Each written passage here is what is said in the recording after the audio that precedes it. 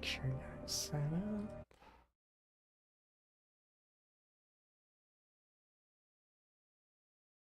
Okay, there we go.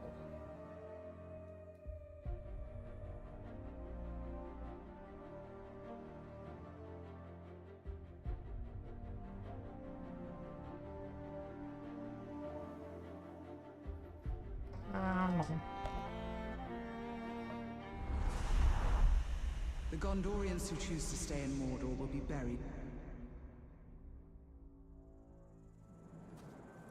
It's a bit later than I expected to continue playing this.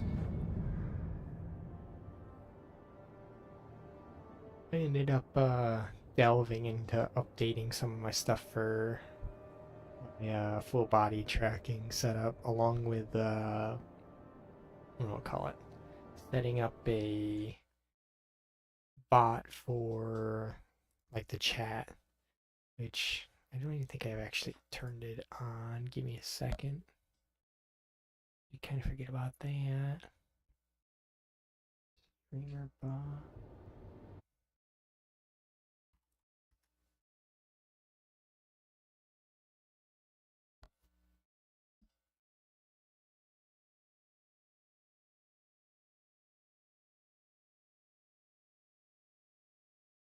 Come on, here we go. Now, hopefully it's on.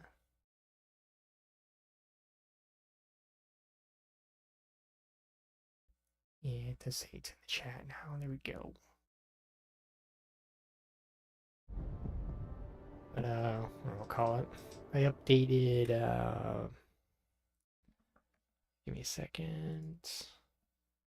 Slime Tora feeder server, and the Slime VR app.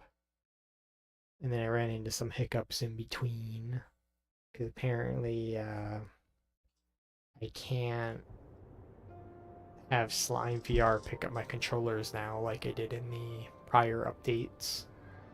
I just have to make sure that the software doesn't track it, or else it'll mess up my elbow trackers.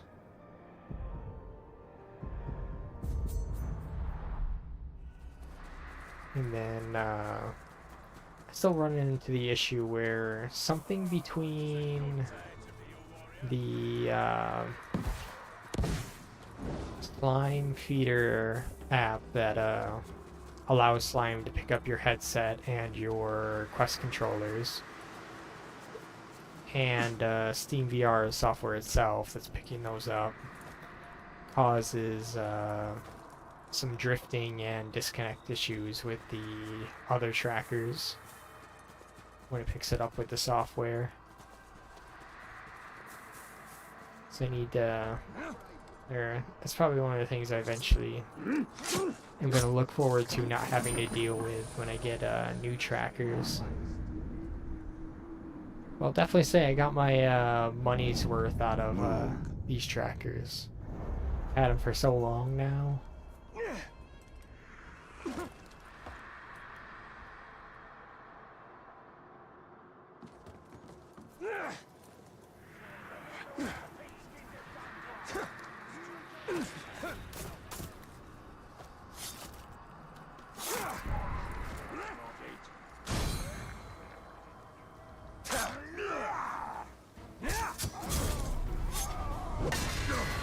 You missed the vital bits, and you won't get a second chance. Like,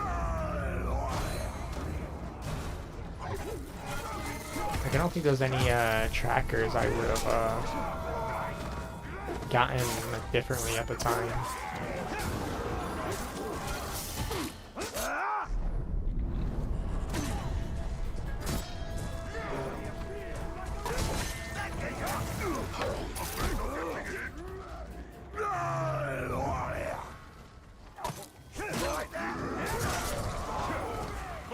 You should have enraged the crossway sooner.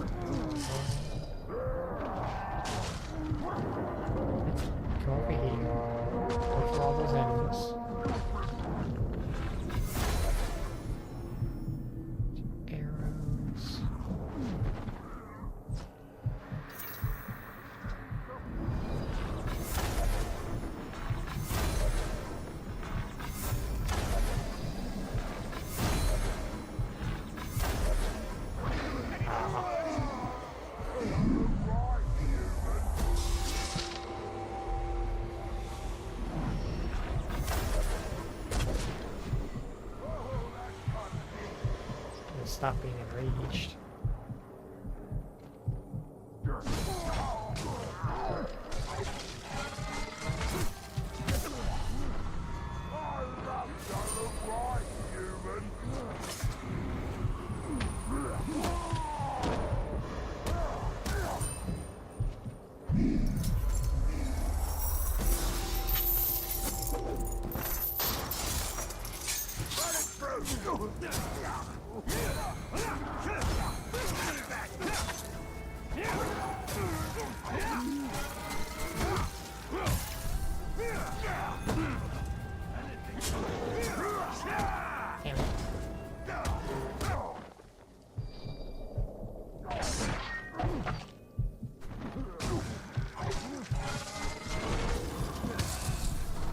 I don't know if you can join my side.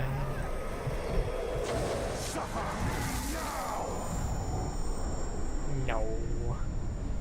But, what do I call it? Like, the HaritoraX trackers they're definitely good for their time. At least the wired ones I got. They've definitely outlived their lifespan, I'll 100% say that, especially for the price of them. Like, if they were to ever make wired ones again, number one, I would highly suggest better connectors. Like, using Ethernet cables as your like connection between each IMU tracker was just not the wisest idea.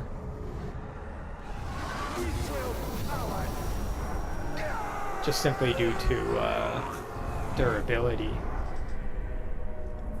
Because I think like the first one that went out on me was the one of the shoulder ones. It hasn't caused me issues in a long time. Like I don't know why. Just for some reason, it just stopped being an issue because it was just disconnecting a lot at one point.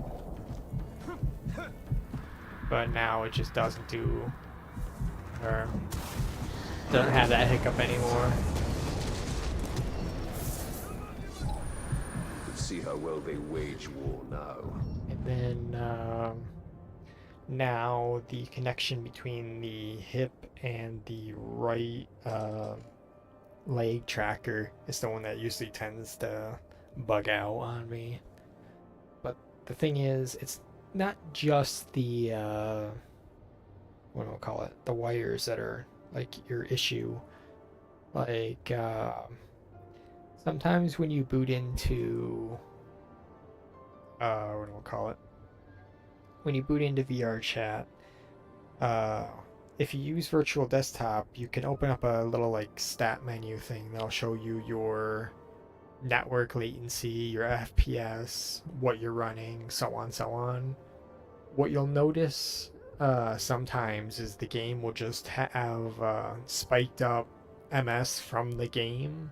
So instead of it being down at like 10, it'll be spiking from 10 to like 20 all the way up to like 30 like within seconds, which just causes issues and all whatnot, which a lot of times that'll cause it to like drastically drift like some of the trackers, as well as I'll call it, just sometimes it feels like it just borks things like fully. And whenever that happens, you pretty much just gotta restart VR chat. I don't think it's VR chat itself. I truly think it's just the slime, or not slime, the slime feeder app and Steam VR. Because once you restart those, just like all the others, and you start playing VR chat again, it'll run fine. Like the issues you were having no longer are happening. You'll notice that things just don't drift as much at all. Like some days it feels like it doesn't drift anything. But I will say I do like the updated Slime VR app. Like now with the like we'll call it you standing still pose. Now that it's just on a timer that you click, it makes it a lot easier than having to click like an extra 2 buttons and have to like completely get out of your game to do it, along with the like ski pose.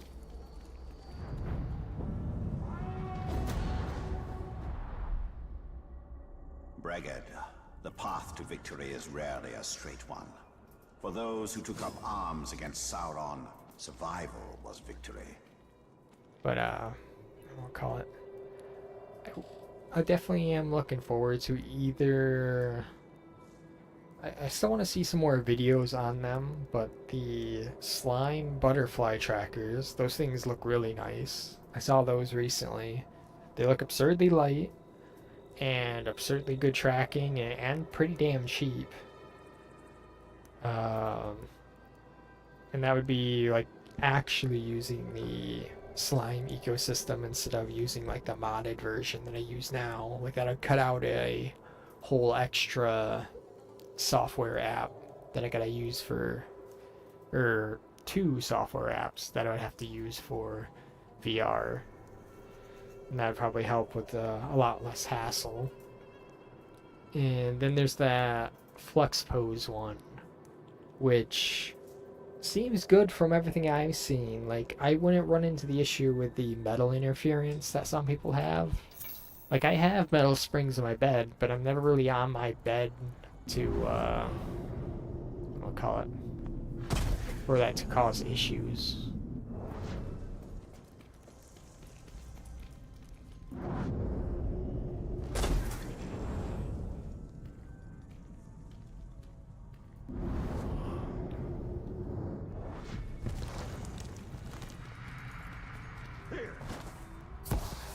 That still kind of hit me, damn.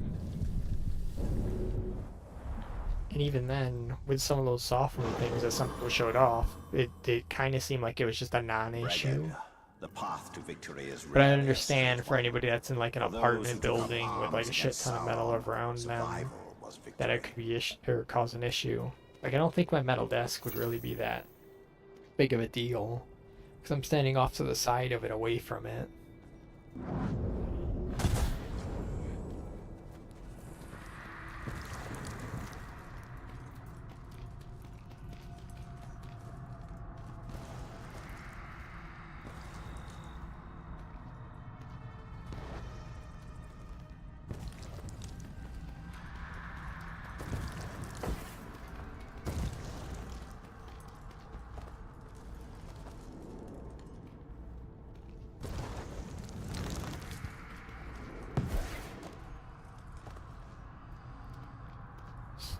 Jesus.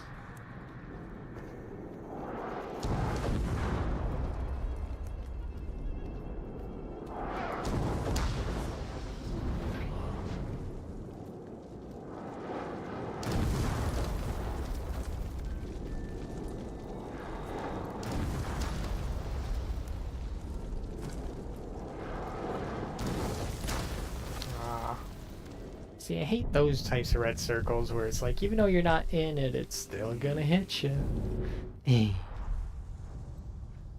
But yeah, between the slime and flux pose, the full body tracking Braggart, solutions the that path to aren't victory is rarely a lighthouses straight are one. looking really For freaking those nice who took up now. arms against Sauron, survival Like, was both of victory. those two, I'm 100% looking forward to. Once more comparisons between the two come out, I'll finally decide. Because I'm definitely not going with lighthouses. They're already technically outdated at this point, and I've heard so many people having issues with the durability of like the lighthouses themselves. I'm gonna try to boost through with new. Durability with lighthouses themselves, just the sheer cost of the things.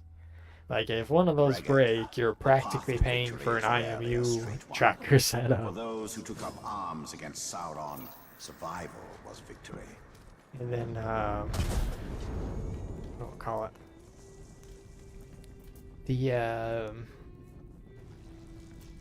hassle of putting the freaking camera thing, or like laser things up in the corner of your room. All just so you can play VR.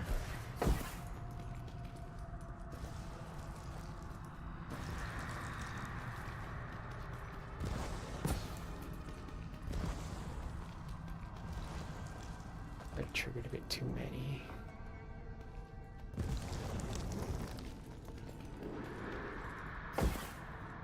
turret 5, damn.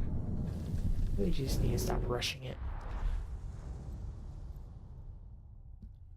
Because I want to get those new trackers on top of the path to the Steam victory is frame. rarely a Like, I straight really one. am looking forward to For that new those who Steam took up headset. arms against Sauron, Like, being able to survival finally was get away victory. from, I'll call it, like, the meta quest ecosystem would be nice. Because I don't use anything standalone for quest anymore.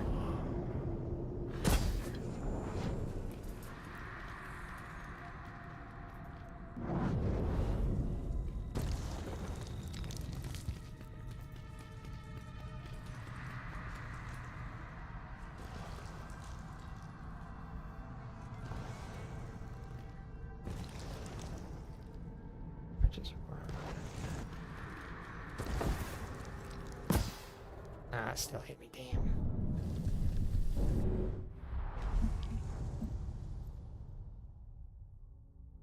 Yeah, like at least if I get the Steam frame, then it would The definitely path to victory is do away rarely a with some of the straight hiccup, one. like For those who between took up arms against Sauron, making sure other survival software was picks up victory. the quest things, because now it just will have to work with Steam. Steam's usually pretty good when it comes to their hardware side of things. Making sure everything's compatible. Don't get hit, still got hit by that, damn.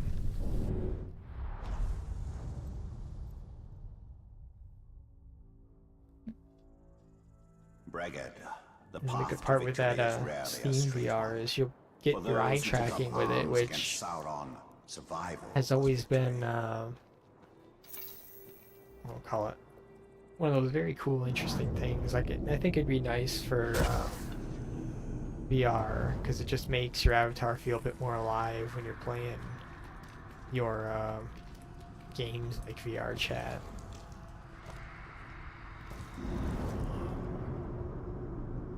Alright.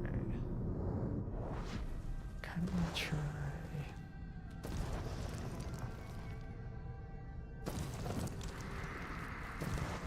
That worked. And I'll call it. And then, since it has that extra expansion slot down by your nose with that Steam frame, it wouldn't surprise me if we're gonna see a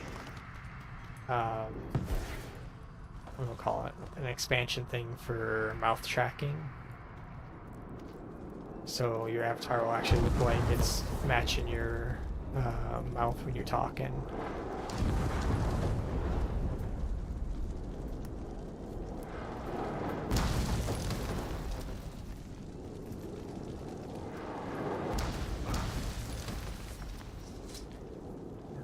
Do this.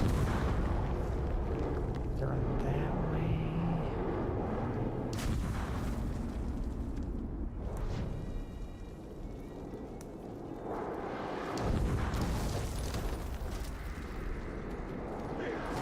Trigger that one, damn.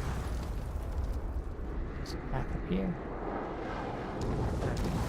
Next time when I do this, I'm just gonna have to thread the needle through here, get over to there, I guess. And then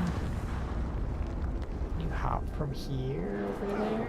You can, okay, so that would actually make it very easy to get around all this stuff.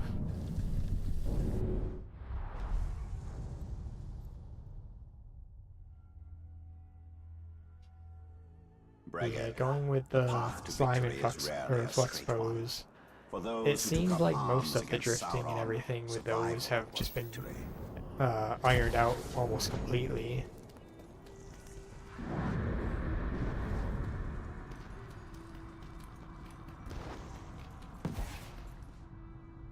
Yeah.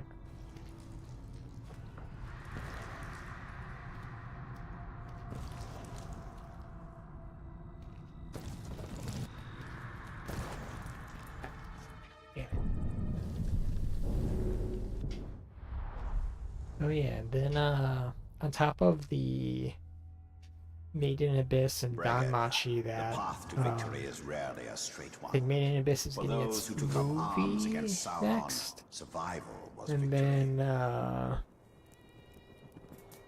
Danmachi's getting a new season. Cleavitas, that one's getting a second season, which I'm happy to see. That was one of those like really brutal, interesting animes. Am I out of here? Let's see. So I'm looking forward to that. And then I did also see ReZero's getting a new season. Which my one friend that absolutely loves that show is gonna be so happy. Ah, I've messed up. Yeah, dang it. Didn't mean to roll.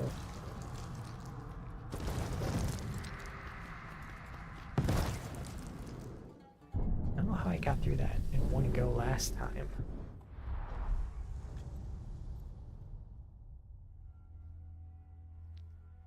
See, I still need to sit down and watch that movie so I can continue For those with the who rest took of up the arms scenes. against Sauron, survival was victory.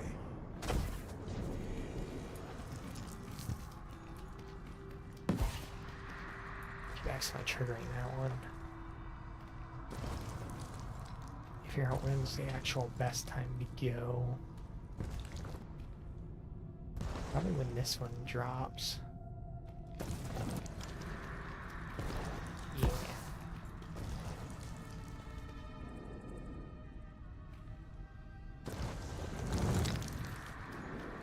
Touch that one. Damn it. Really need to get bumped off the wall. Really need to get up to that area with like 3 of 5 and or even 2 of 5. Ragged. The path to victory is rarely a straight one. For those who took up arms against Sauron, survival was victory.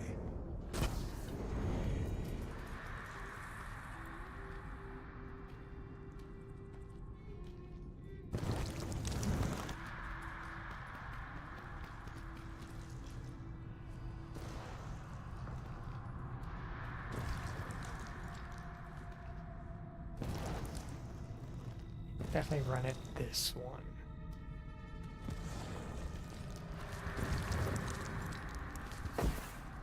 Messed up.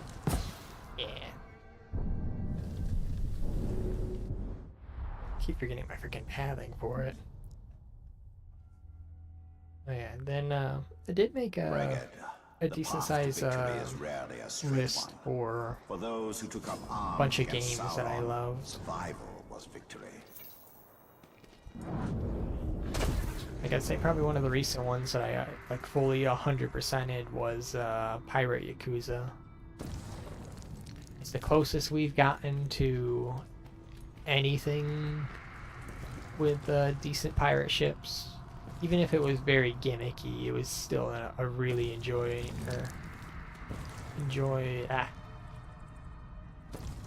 very enjoyable experience.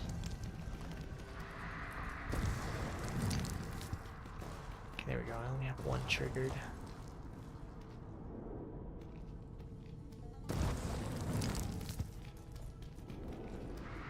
Just really need to take it slow.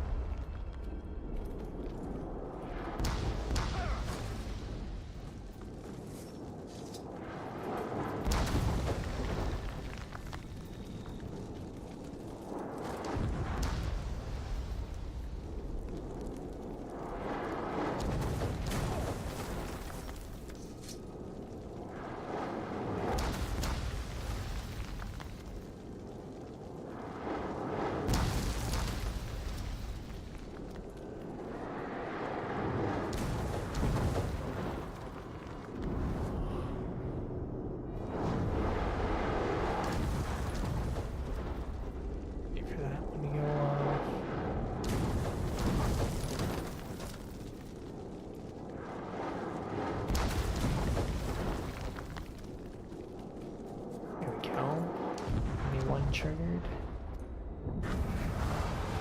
That was pretty much the best way it could have gone. Yeah, I absolutely loved Pirate Yakuza. All the mini games were pretty fun. The taking pictures of people around town was a bit much. Like trying to like 100% that was so tedious. Like the amount of times there was just someone sitting in like a nook that you walked past like 100 freaking times. Now I must return the favor. I did say you just got a perfect one of those. That'll be an upgrade.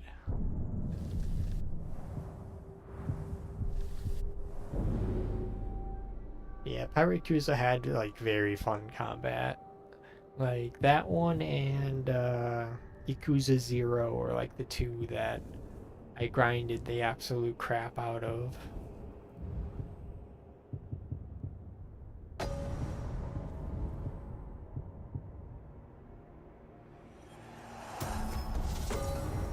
And then I did play a decent amount of both Kiwami 1 and 2, which would have been like Yakuza. I don't remember if Yakuza 0 just counts as the prequel. Or counts as, I think it just counts as a prequel. And then Kiwami 1 is Yakuza 1, and Kiwami 2 is Yakuza 2, I think. Both of those I don't think I finished. I got through a decent chunk of them, and then for some reason I ended up stopping. I don't exactly remember why. Like I remember Kiryu went to that one island, like he left the Yakuza and was raising like a daycare of all the kids on that one island. And then he was getting dragged back into the Yakuza's problems.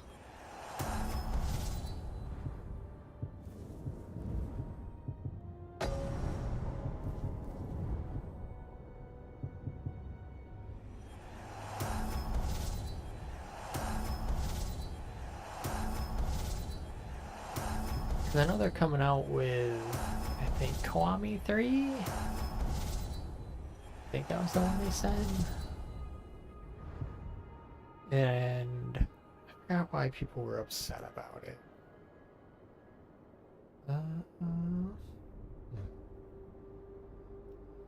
I have to check again why people weren't very happy about it.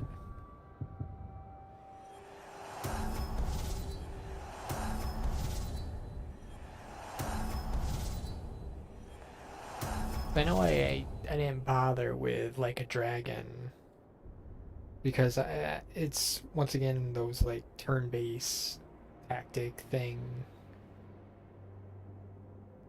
and I've never really cared for turn-based. It's so rare that I play a turn-based. Like I think I have it in the list, the one I ended up playing.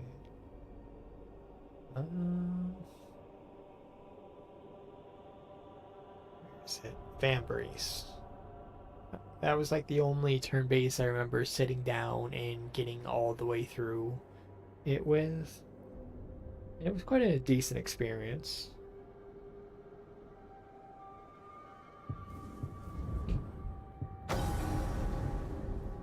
Okay, there we go. That's good enough.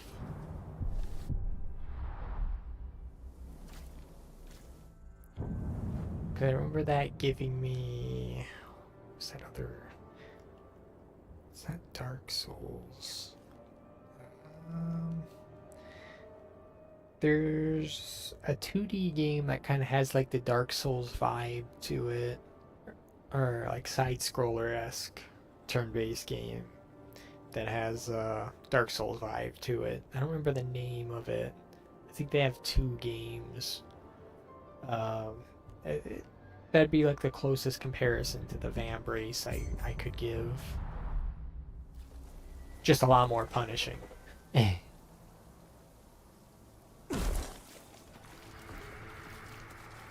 I think I own it on the Xbox, or at least I played it when it was on Games Pass.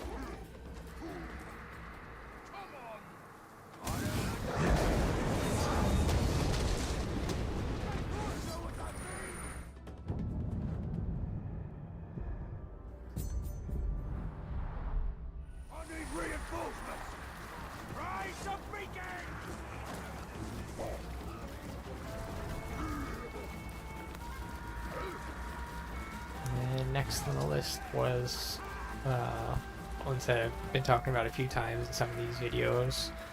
The Oblivion, Skyrim, and Fallout New Vegas would be all ones I'd consider good games out of Bethesda. For me, I didn't really like Fallout 3 all that much, at least enough to keep me going in it. One of my friends like absolutely lives by that game, but I just couldn't get into that one.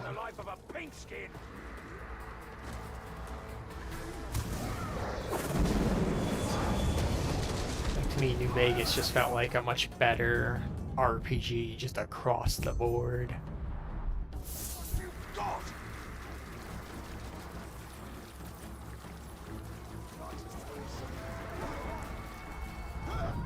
And then between Skyrim and Oblivion, me personally, I genuinely enjoy the gameplay systems in Oblivion much more. I enjoyed Oblivion's world and everything. I felt like the what was it? The Thieves Guild questline was great. Like, I always remember the Thieves Guild stuff where you're pretty much in the walls, killing people with like I don't remember if it was a chandelier or like a mounted like animal trophy, and you like cut the back of it and it drops down and kills somebody.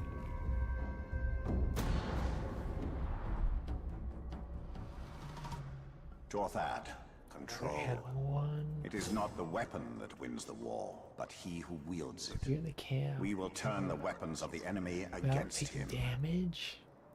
Damn. Katana works mounted on beasts.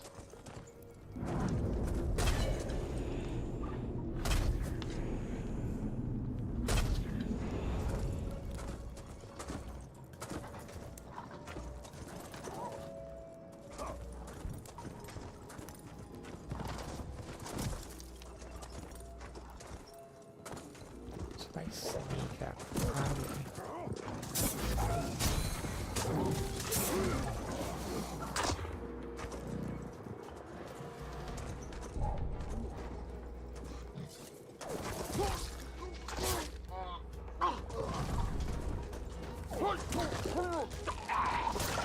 Get as many mounted kills stealth as I can.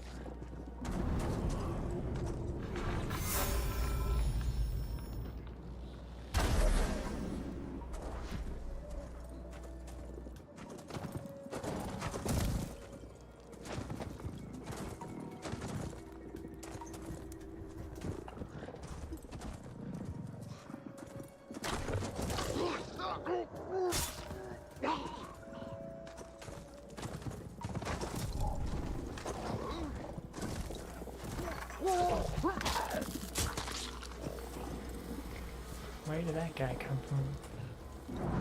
That's a little annoying. Wait, Andrew Drake's here? That's... come on!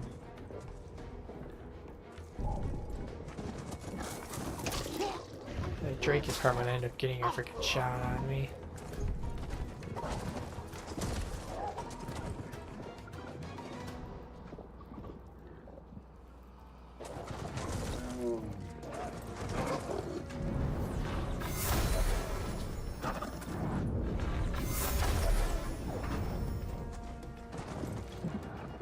Jump down, come on.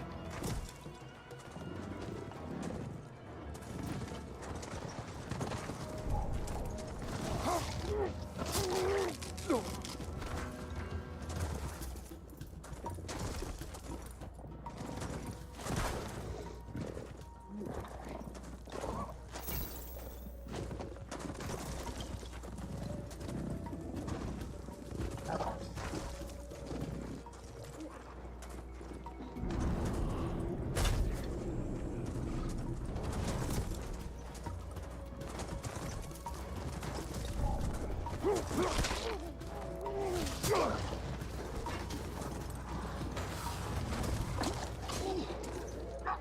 wait, Drake.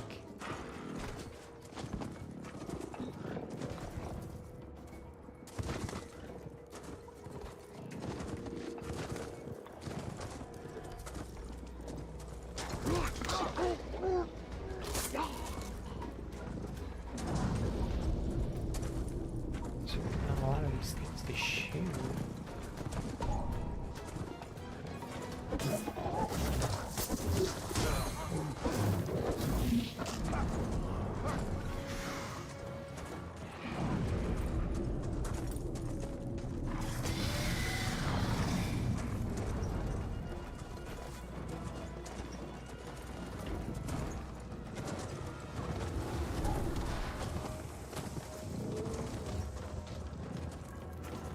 With this Drake, I don't know if it's still, I think it's still locked on me.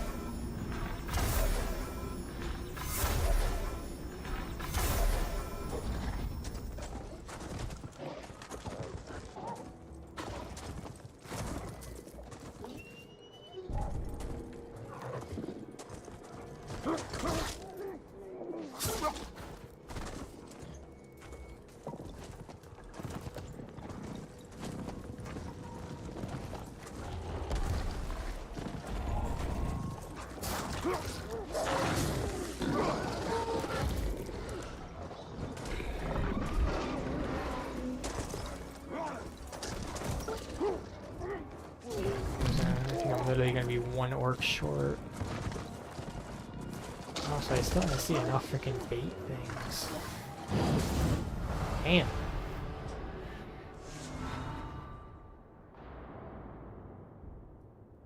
I probably have to just kill the orcs first, then bother with the bait so the other guys don't kill them all.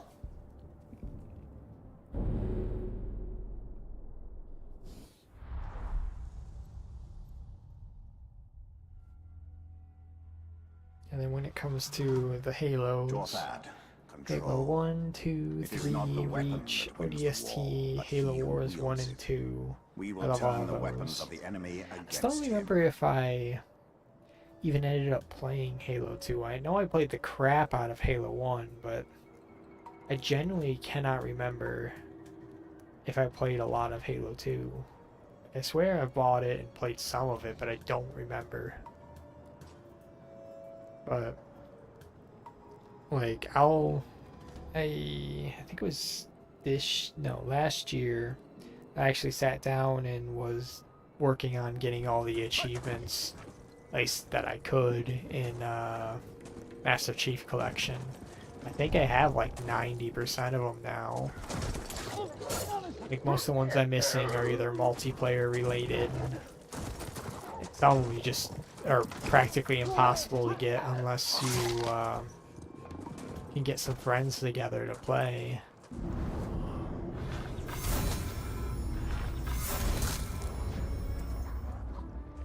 Because I think there's like that one with the Halo Reach Invasion, but nobody plays Invasion. So it's near impossible to get that achievement. You need to, I think it was, like win an invasion match on the first, like go.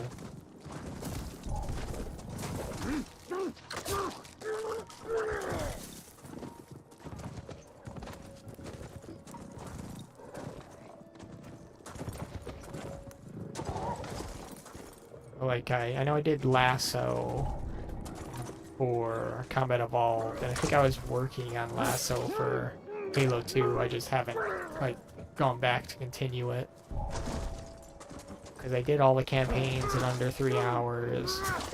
That was a little annoying because some of them just I'll call it, didn't want to count, so I had to like force myself to replay some of the missions just to get the scores to count. I think like the worst offender was we'll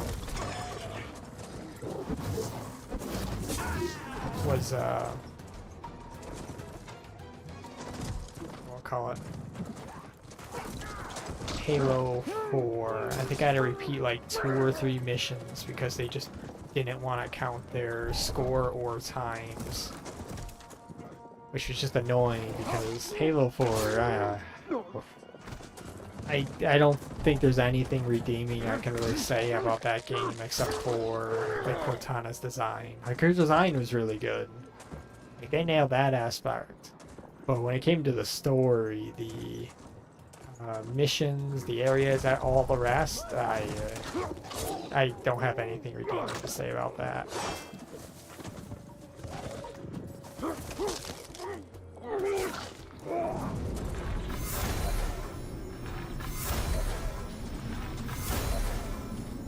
Where's the big guy out? I didn't even free him. It's a little annoying. And the Drake's out. What the heck?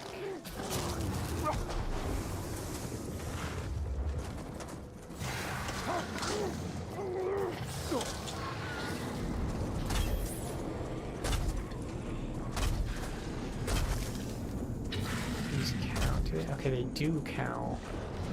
Good to know.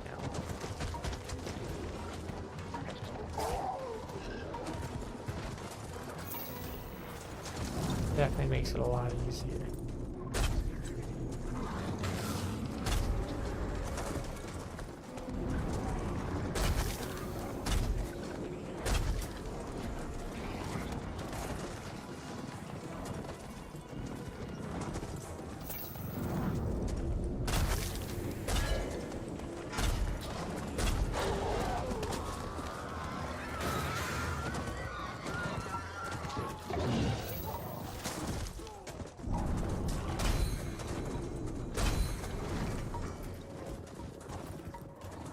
Mostly just gotta wait for all the monsters to clear them out.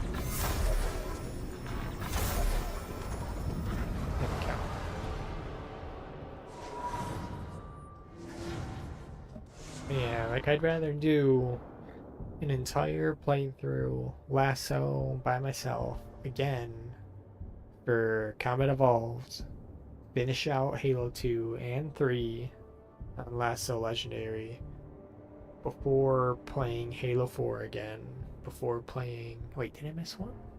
Wait, no, I did get... before playing Halo 4 again, because doing Halo 4 under 3 hours wasn't hard, it was just very boring and tedious. And what I'll call it, then at least Halo 5 isn't on Master Chief Collection, because yeah, having to play back through or play Halo 5 again, oof.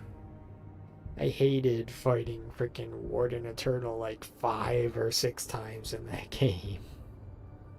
It was just not very good. Like, the Prometheans in Halo 4 were just way too freaking many of them. And they were just not very fun to fight. Like, fighting the Promethean Knights, teleporting every freaking second was just not it. I think that's the one with the loadouts. So you could just pretty much use the same gun the entire time through. Which I think you just ended up using the battle rifle. Like the orcs themselves.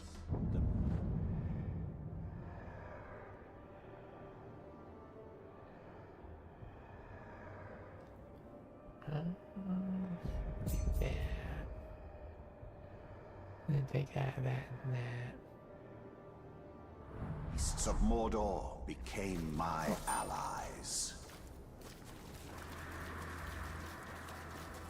And then I remember ODST was actually very surprisingly easy to do in under 3 hours on Legendary. Like, I didn't even think I had to learn any of the speedrun strats. Like, just going through it on Legendary, I got it done. I think that's another one that has a achievement I can't do by myself. It's one of the ones that require, capturing the fortress hall is optional, not required. Okay. But it still probably counts towards progress.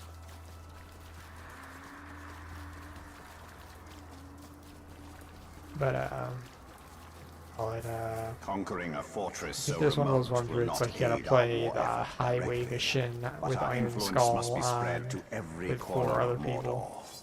And all you guys need beyond. probably Ghosts, 'cause I think Halo 3 has that as well. Which my main issue is just getting my friends to do that again.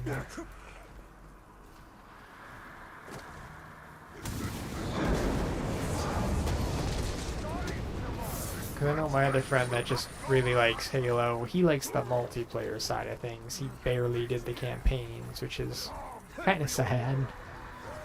Because the campaign side of things of Halo was just as good when it came to those old games.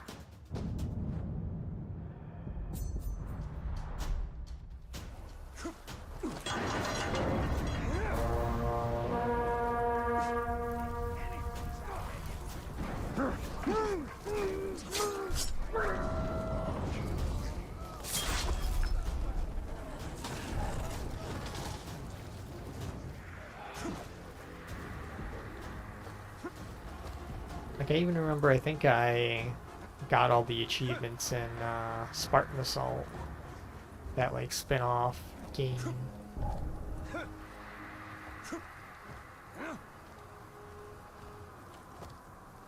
Come on. Here we go. Guess he wants to go all the way up. You don't want to go around the bend.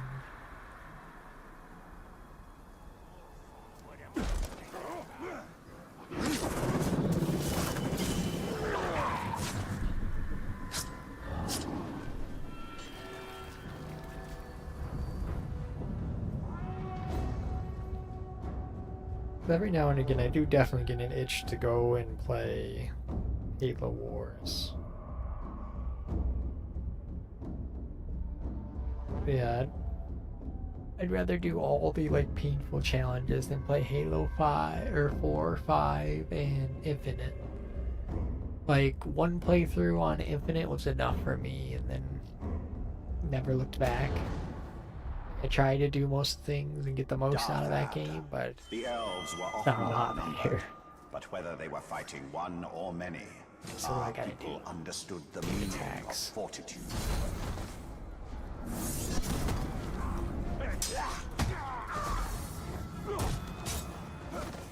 Kill them with glaive attacks, and then just freeze 3 orcs with a single shower of ice. How do I do that again? Shower of ice.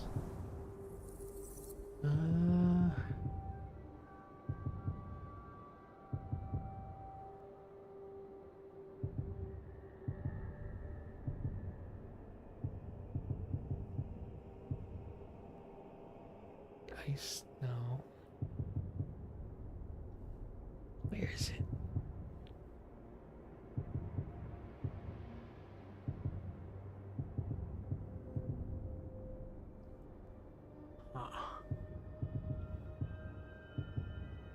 assumed it would have been in this line, but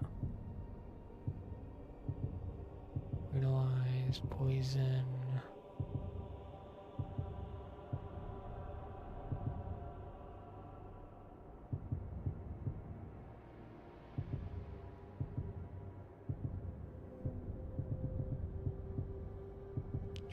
Spectral Grave, Shadow Strider, Call.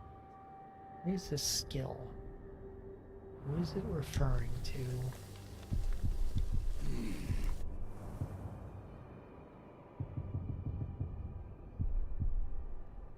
It doesn't go into more detail. I'm gonna have to look that up.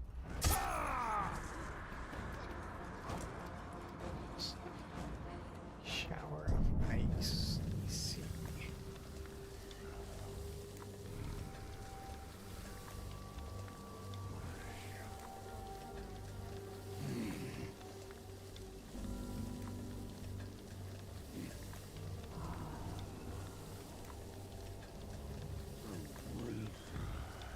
Okay, it's a wrath skill.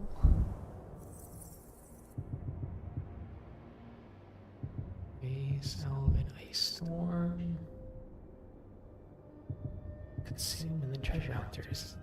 Okay, right here. This must be to freeze all enemies there in front of you. The higher your hit rate, the larger the effect. Okay, so I just need to get a good combo.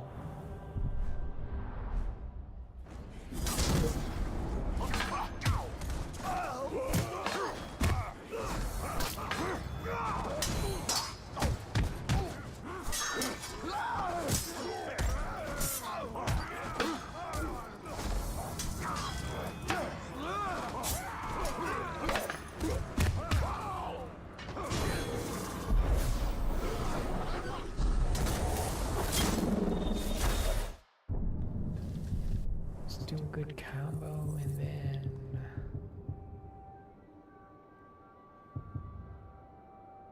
press B to freeze all enemies in the area in front of you.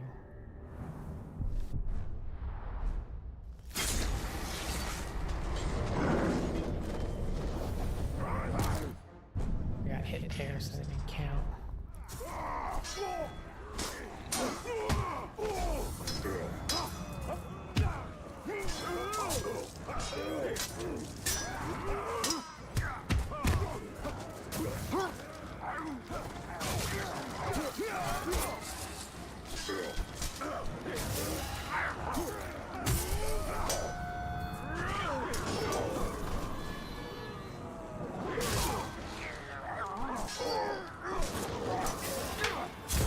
Damn, so that requirement is probably like really, really high amount of combo.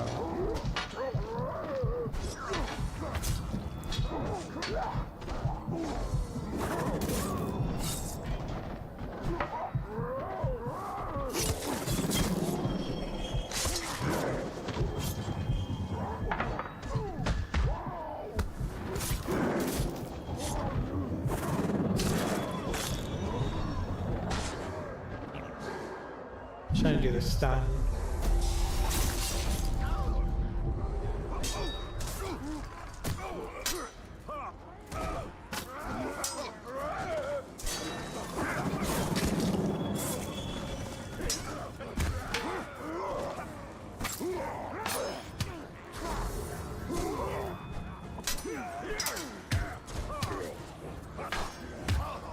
Why is this all just a common unit? So it makes getting the combo easier.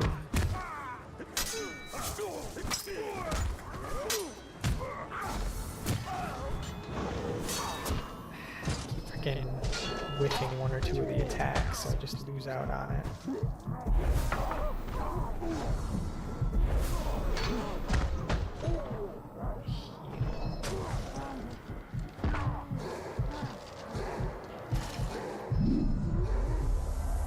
Nice. Okay. I guess I know what I need to do. This still seems like it's going to be very annoying to do.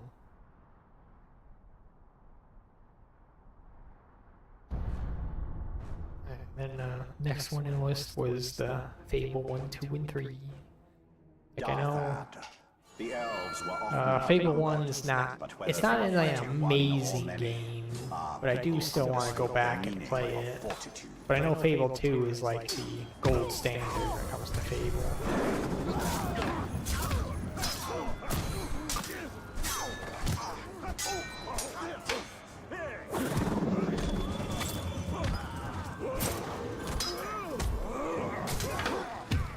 See, that part was one guy. Oh, Jesus.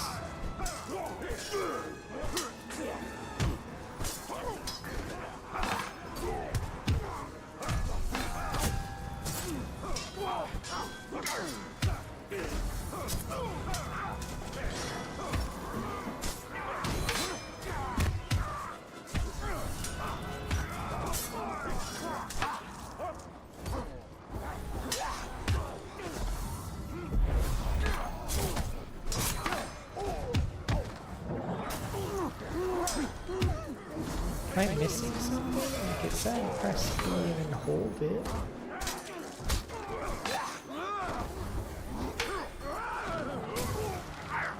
Still only froze one.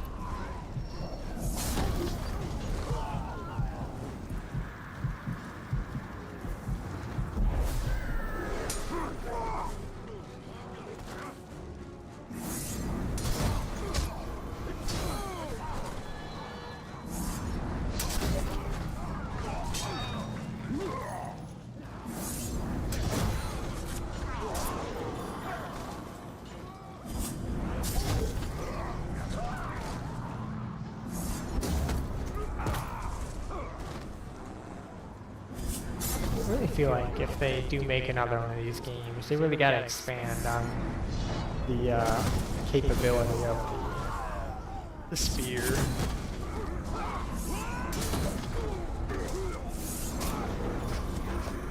That's not what I wanna do.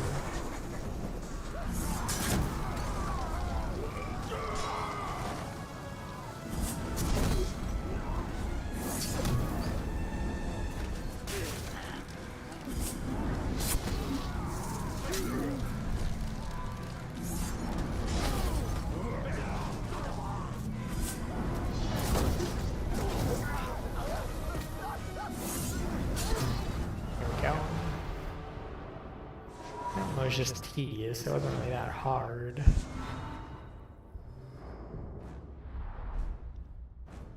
Middle Earth will suffer dearly.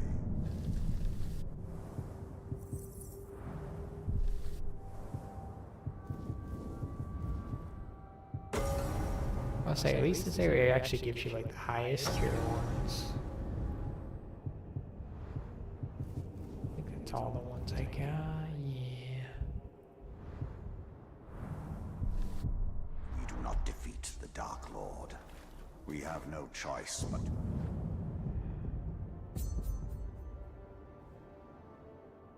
And then I do keep wanting to go back and play Bioshock 1 and 2. Like Bioshock 1 I absolutely love because of the sheer it's a very good like tension building horror that I don't think the later ones really kept as much. Like Bioshock 2, while I do absolutely love it, focused more on you being like a big daddy. So it kind of lost the like tension horror to it. Like I always remember the I think it was a hotel room that was like frozen over, and then you the occupant behind you in the mirror, as they ambush you. Because the whole place was like empty and nobody was in there when you first went in.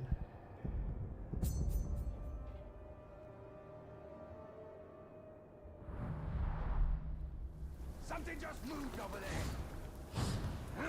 And then I'd say one of my favorite games of all time, frickin' One Shot. The wonderful little indie game in homage to somebody that passed away. So it's a cutesy little game. Still gotta get all the achievements in it. It's just some of the achievements are very, if you fuck up, then you gotta completely restart over from the beginning type thing.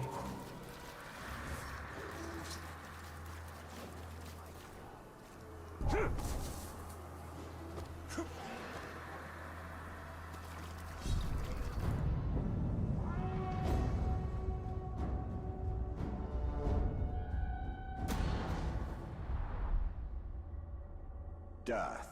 A warrior does not always get to choose the field of battle, or the terms upon which wars are waged. When that happens, he must rely entirely on the skills he has spent years perfecting. Do headshots and avoid getting hits. It's not bad.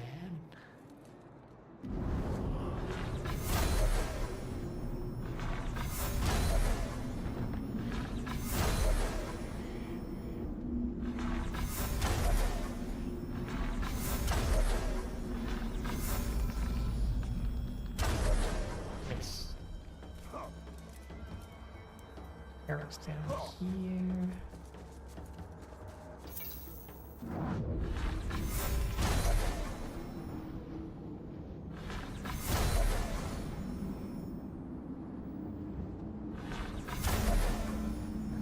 Hit him.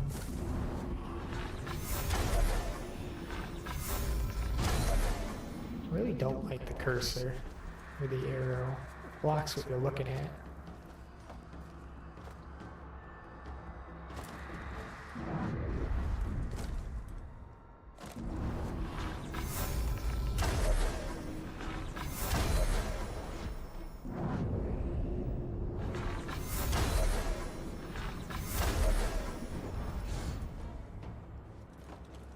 Now I just gotta kill this guy without getting hit.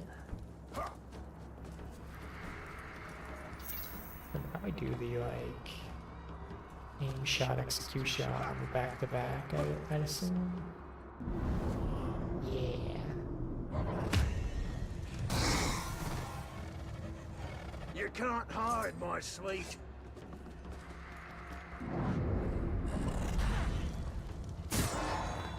Oh, don't tease.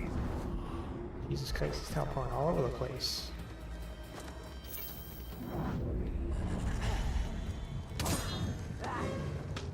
Watch for snakes.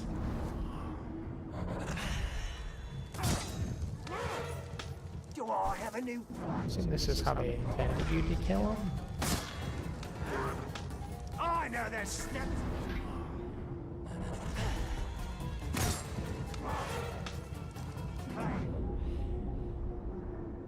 Way too far that time.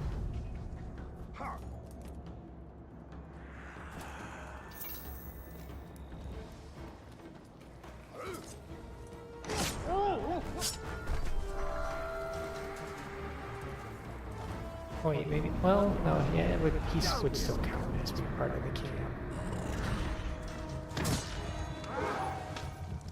Hey, is that...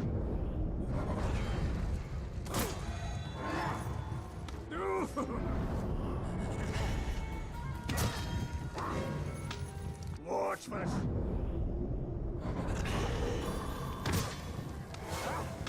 Do I have a new blade?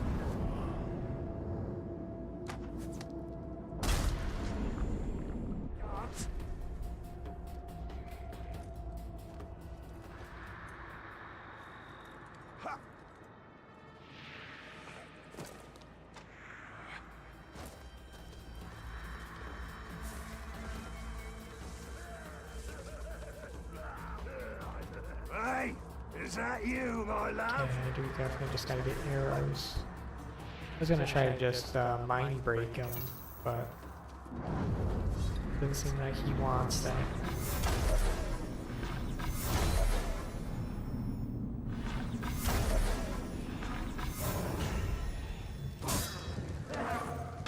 Don't.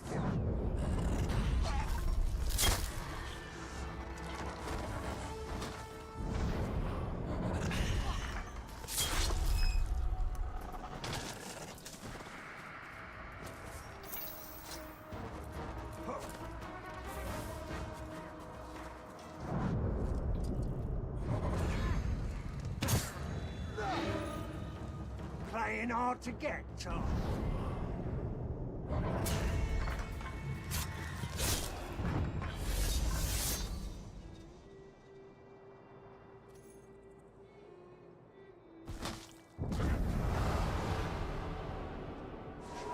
It does remind me, I do wanna one day play RimWorld. Because I know it's similar to Dwarf Fortress. I'd say it's similar to Dwarf Fortress mixed with like somewhat the art style of like Resident Architect / Escape. I think those were both the same company that made those. I've watched plenty of people play I became the and equal do of videos Sauron as a on ringmaker when I RimWorld. crafted the new ring. But when we meet on the battlefield, he will understand all that I have learned.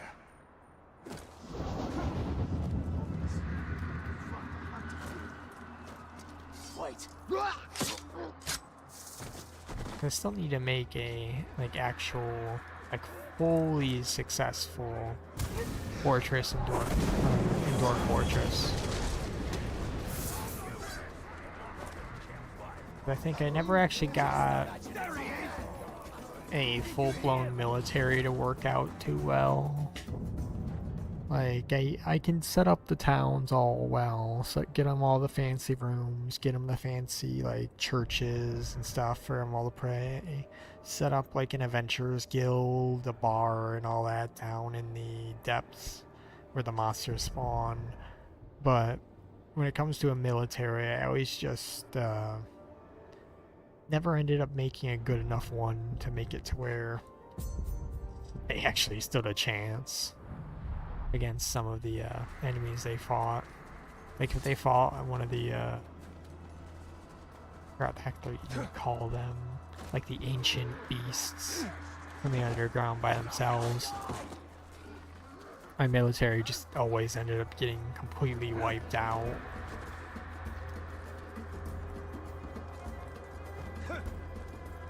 So I usually always had to end up stealing off the underground and being like, yeah, I can't have any go down there anymore.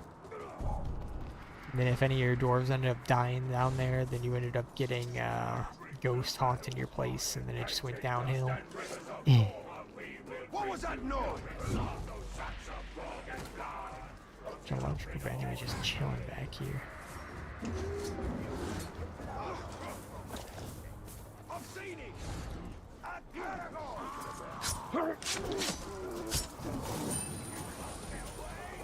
got to like the signal.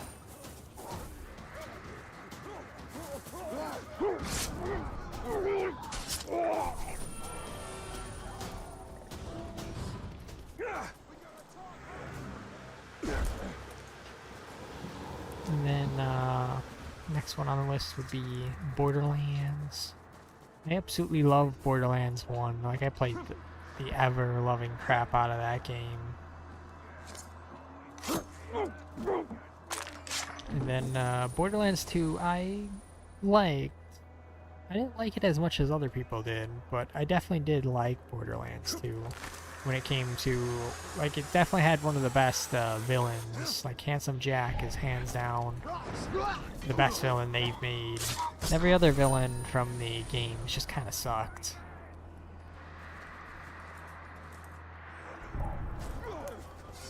Like, Handsome Jack was just so freaking memorable.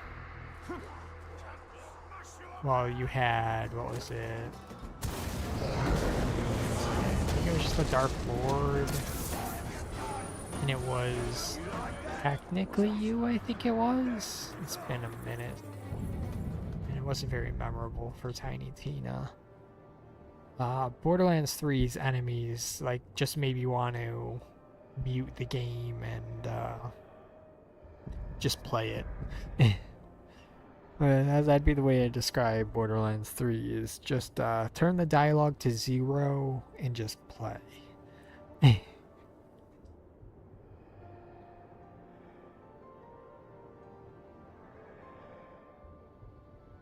Okay, that's all the collectibles here, and I'll probably just hold off on taking this fort. Since it says that that one's not one I need. It'll still, like I said, it still probably will count towards the game's, like, completion progress. So I'll have to get it eventually.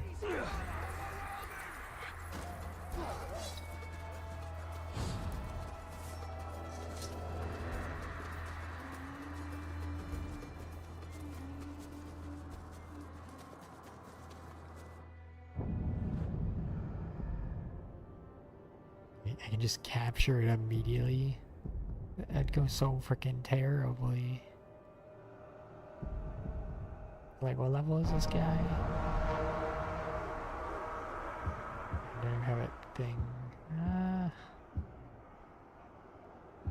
guess I can go find one of the information guys and check what his level is. I don't know.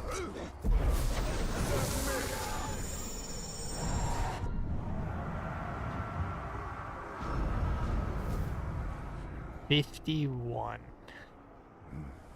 Yeah, I think I'll pass for now.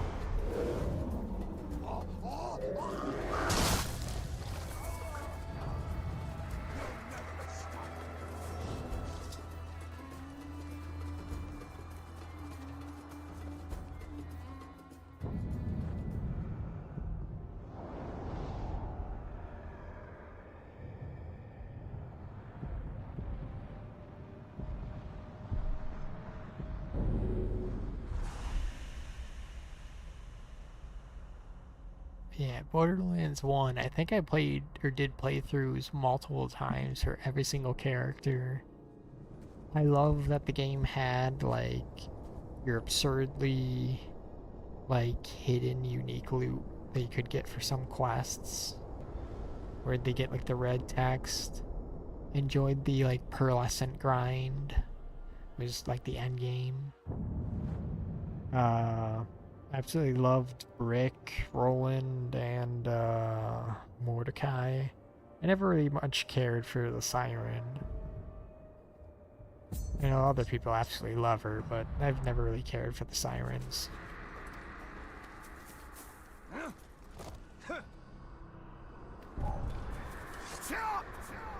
Look upon the glory of the Blood Axe. Behold its wondrous splendor, for it will be the end of you. It spoke to me. It told me how it yearns to taste your warm, wet flow.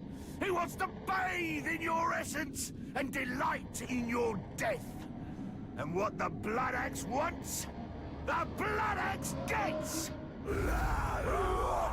Other one, Blood Jesus. is blood. Blood is blood. Blood. Like, I just got here. Another? Dave! Mate! Come on!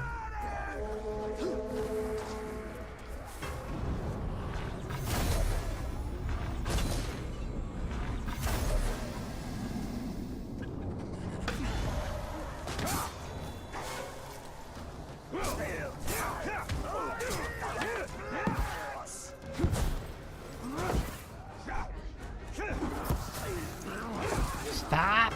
Oh my God!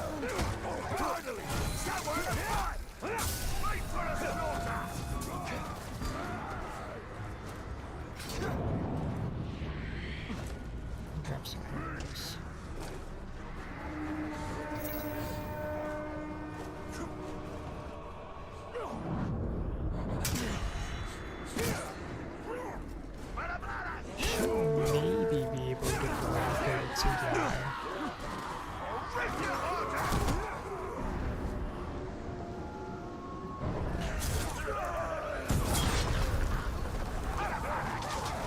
fireproof.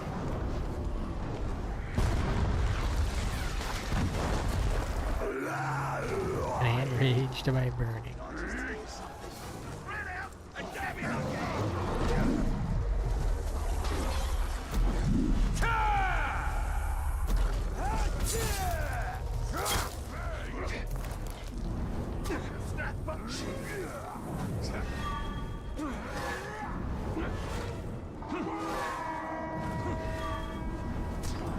So annoying. God damn.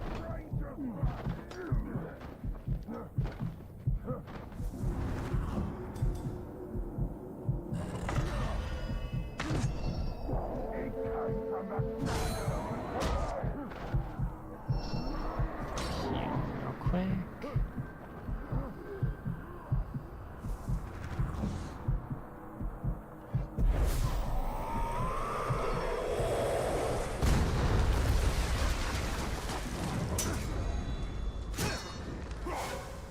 He's fast, but I'm slow.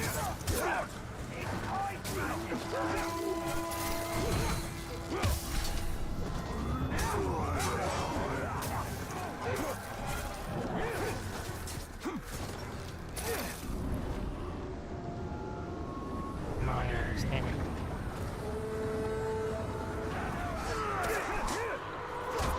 Yeah, more of those.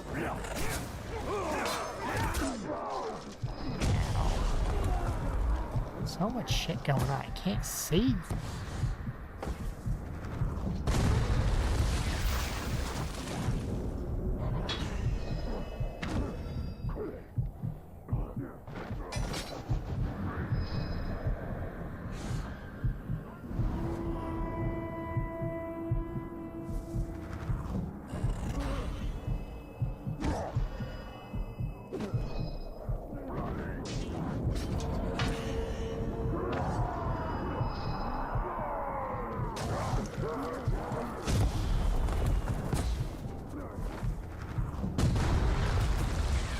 I think I just keep setting the other guy on fire.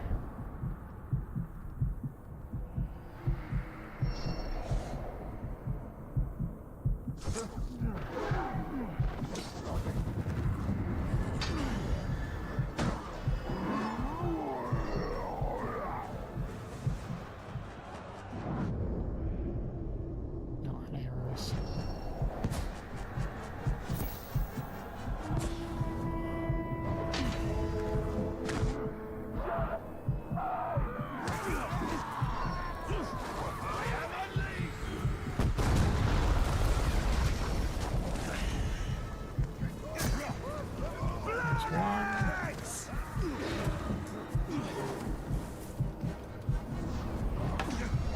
Just do. Come on, try that trick on me. I'll break it. You can definitely get a level 32 guys. Wait, that level 37 is not particularly useful.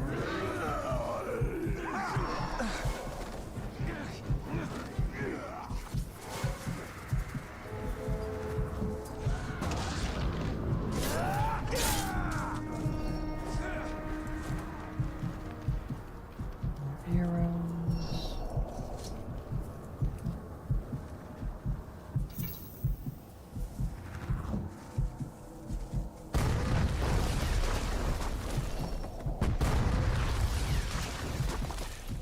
It'd be so hard to capture these guys in a group like this.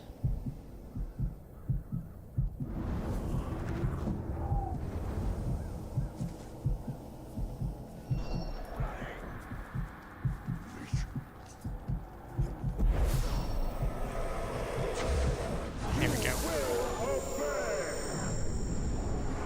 You fight for the bright Lord. Blind, blind, blind.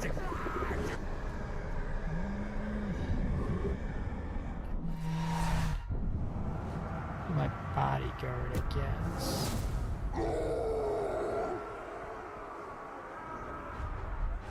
Just getting 2 allies right off the bat would be nice.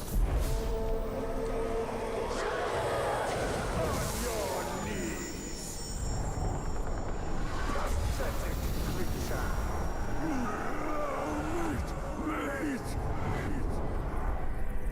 At least if I run into him again, I can get him on my side. Arrow proof.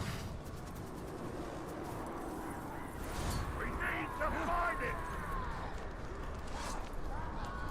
Hello, sappers.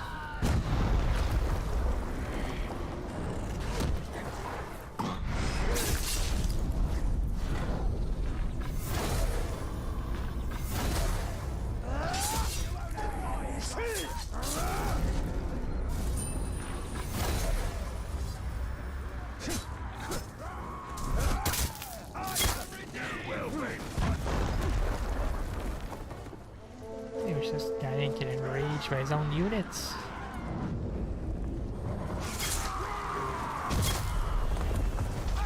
Keep your eyes open!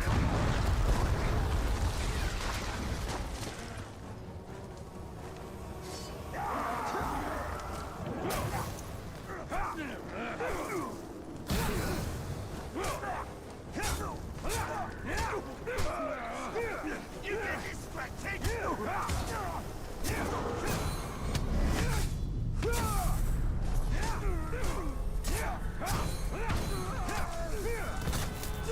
Next time I get you on my side, you having a means to enrage yourself is kind of nice.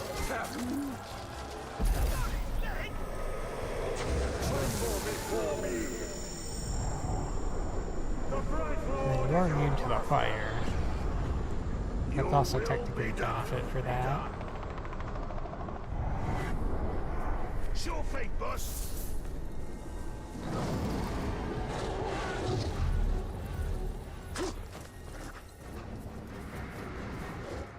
Yeah, what was I doing?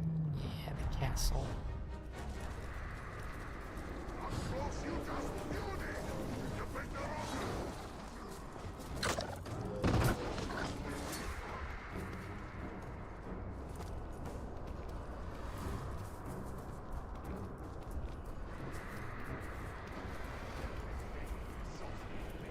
This fortress is a house of pain. Not It will still fall.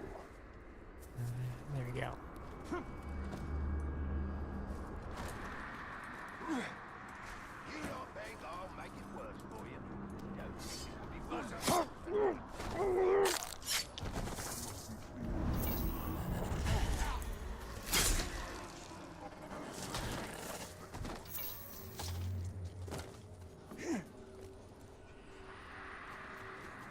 There's a collectible back there. Went through it.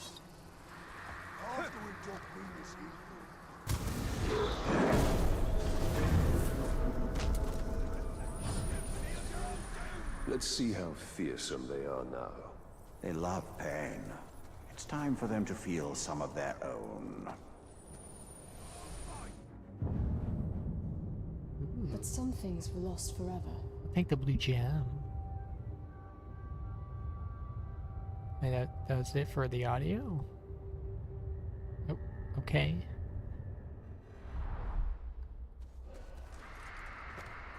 What did this device do? Probably nothing. The Numenorians experimented too much and perfected too little.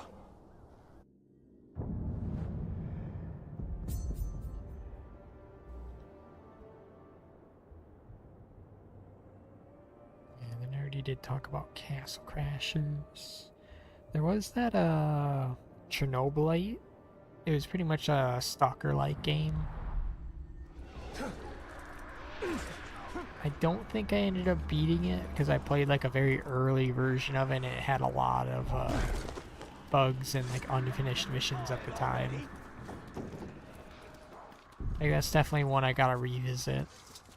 Cause I think it's like officially released, at least like DLCs and all that. I'll kill you.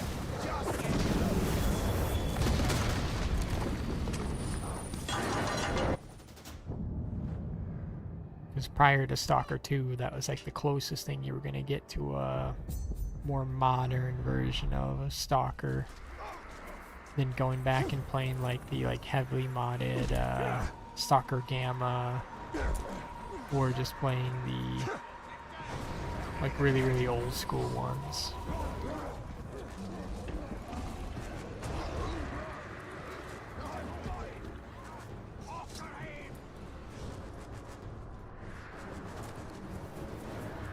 There's a thingy here. I didn't realize that.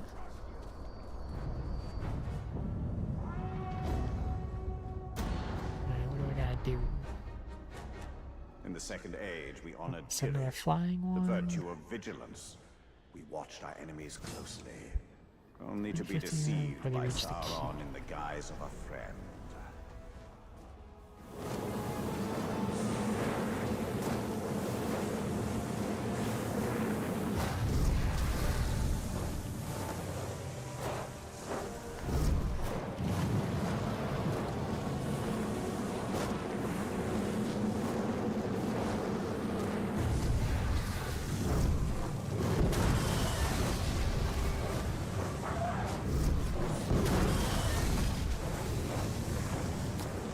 More spawn.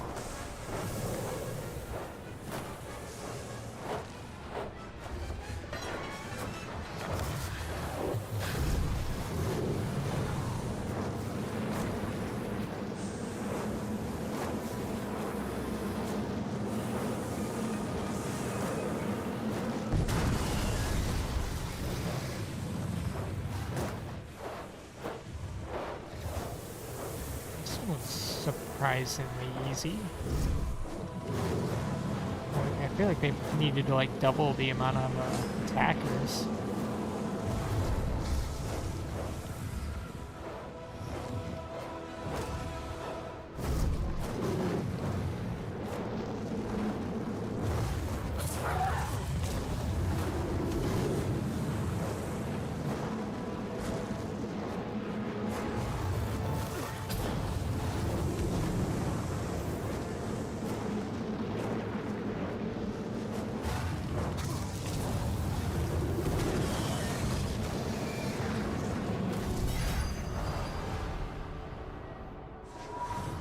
Yeah, they probably should have upped that 15 to 30.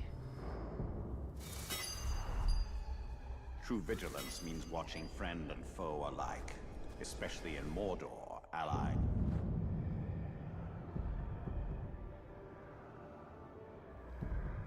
Let's take that. And then I'll probably be able to wrap around over to that one. Become enemy in a heartbeat. That one's called Lamb. Like I said, I still need to go back and play that. Dark Souls 1 and 3.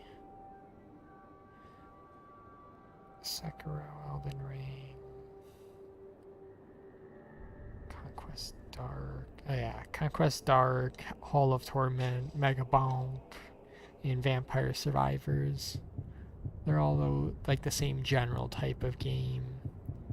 Trying to remember when I fell off of playing Vampire Survivors.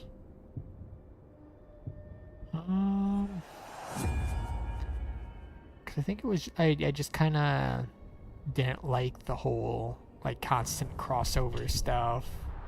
How absolutely like ambiguous some of the objectives you need to do to unlock some things. It felt like you need to just get absurdly lucky to get some of the unlocks.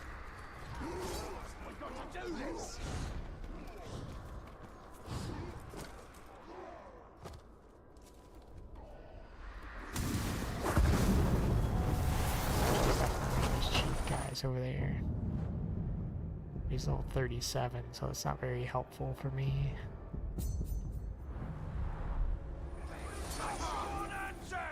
I need to light a signal!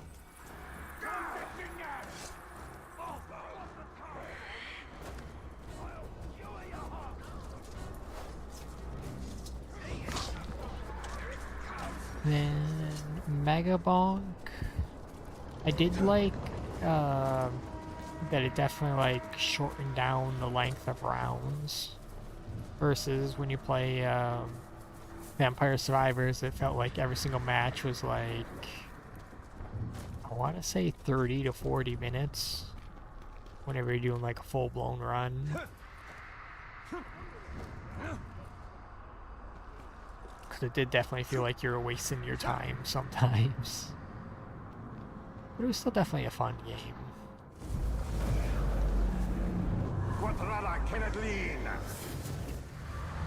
And then Hall of Torment. I think I wasn't the biggest fan of some of the later areas enemies. It just felt like every single enemy in the later areas just all needed a projectile type attack, to where it just ended up feeling like I was playing a bullet hell.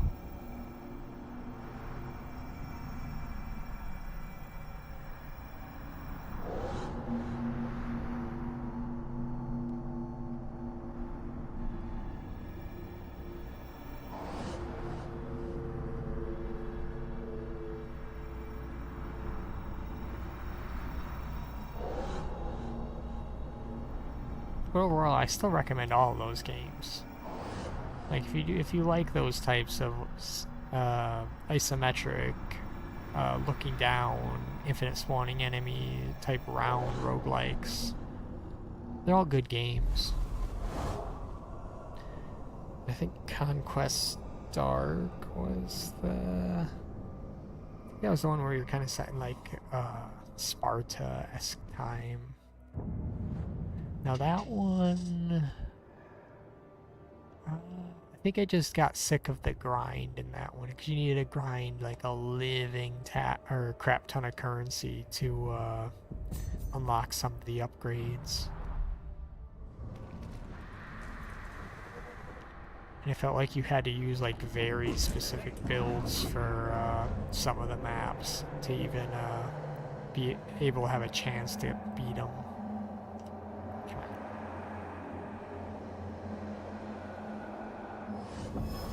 Tier. And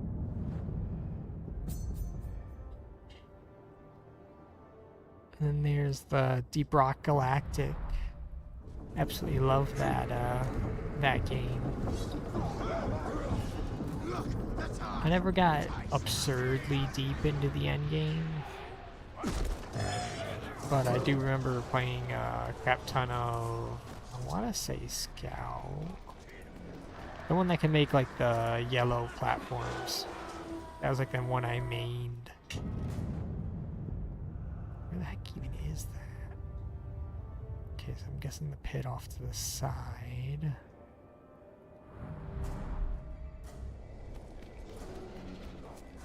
Maybe trace the pit. Facing it now.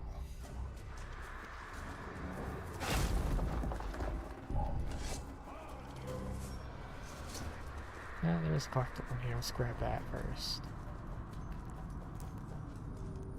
Oh, there's two collectibles.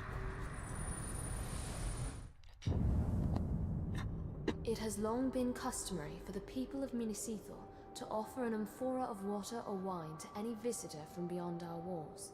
Such travelers were rare, especially recently, and making the trek to the frontier almost guaranteed a thirsty guest.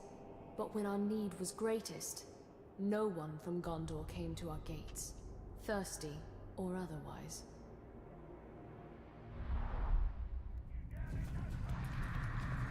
This amphora, it is older than it appears.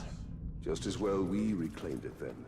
The orcs would sully it with Are we their grog. underground?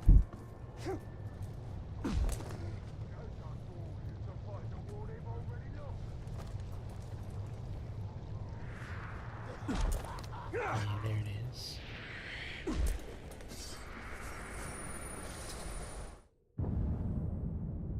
I do not fear the orcs, but in the deep of night I will admit this. I fear their drums. An orc can be defeated in battle. His threat can be walled off or outmaneuvered. But the low rumbling of the drums, that cannot be halted by any artifice of man. Those drums are the heartbeat of their factories, and every beat marks the orcs' relentless advance. We seized these drums in a raid, and I locked them up in the Great Hall so that no orc could ever play them again. What do I call it? One game genre that I really wish would get expanded upon is 100% tower defense. Like, I still go back to playing Dungeon Defenders 2 a lot of times. That game's absurdly grindy. Like, to get a lot of the stuff in the end game, you need to put hundreds of hours into that, and constant, like, prestige resets to make progress in the chaos tiers.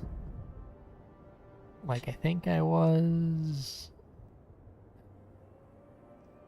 I forgot how high it goes. I want to say it goes up to like 15 or 16. I got up to like Chaos 14, I think. But to make the jump to that next tier, I would have had to like prestige, I think, like 10 more times. And I just didn't want to go through that hassle. It's like, I love going back to the game right now again, but Jesus, that grind. And just the sheer RNG of getting some of the totems and stuff to make your tower stronger. But I absolutely love the mix between your hero that you're actively playing as can fight units on top of your towers, defending the lanes. One downside is that the game did have issues with enemies just being able to sneak past towers, like their pathing So could the just orcs straight have up break musicians and ignore the pathing. Uruks are made for warfare, not So even if you had like the perfect setup, sometimes they'll just slip through without you really being able to do crap about it. So like if you're doing like that endless mode where you just gotta keep pushing higher and higher and higher, one slip up and completely ruins your run. There is a beauty in power. There is a beauty even in violence. But there is no beauty in tyranny. In the rule of one. That is why he must be stopped. I saw a battle upon a tower.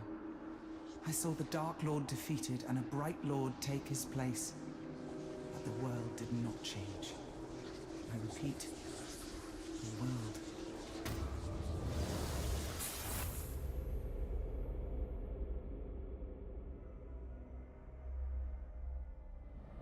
She turned away from Sam.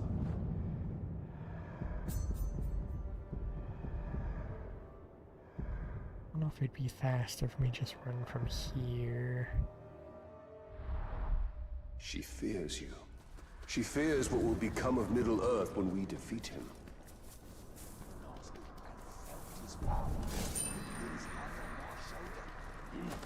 Someone's sneaking about.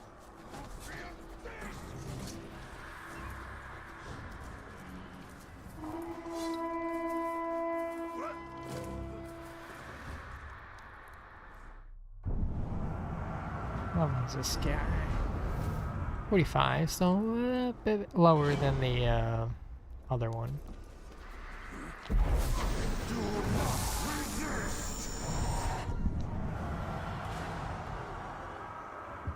Oh, this guy back here.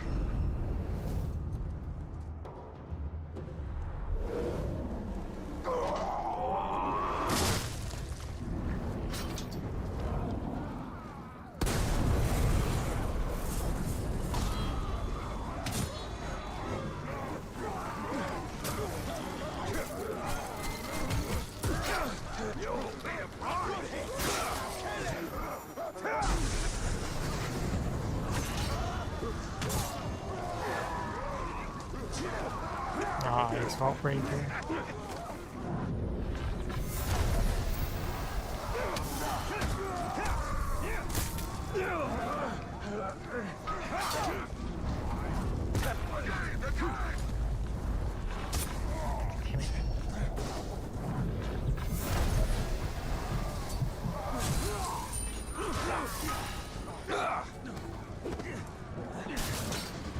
Keep clear of those flames or you'll go up too!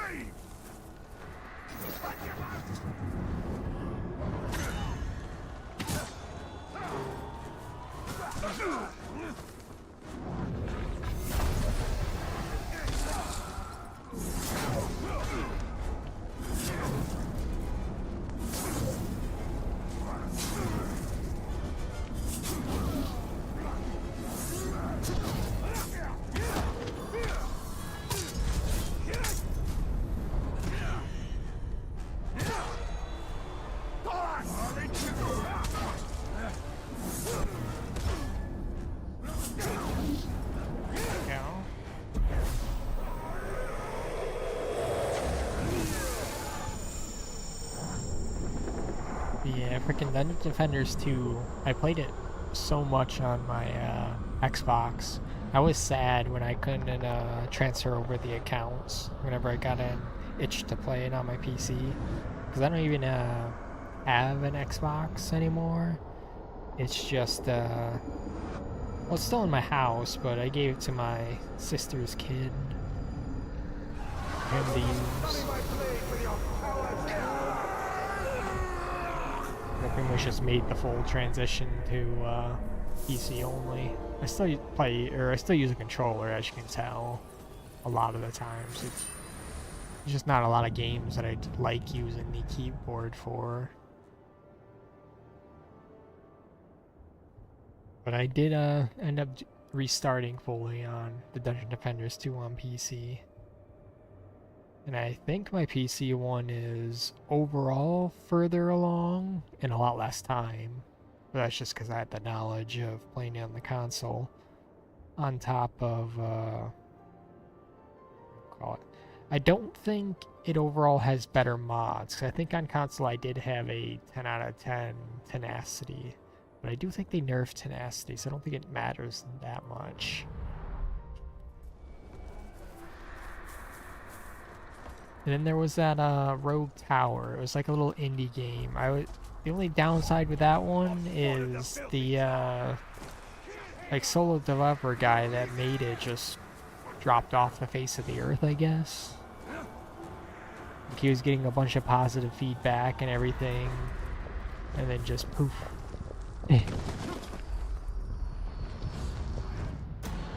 Like the elves, Sauron values wisdom above all else. But for him, it is a cold, hard thing. He believes freedom is an empty virtue. He believes that Middle-earth seeks perfection in order.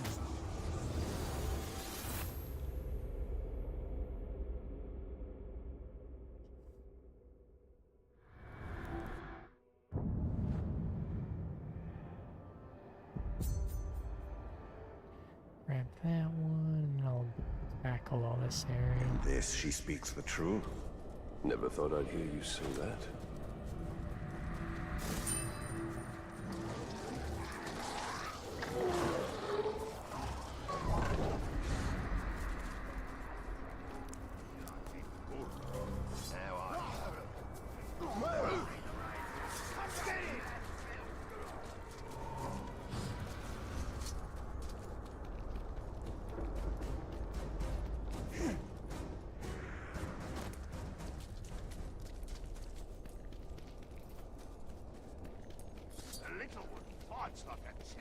What was that?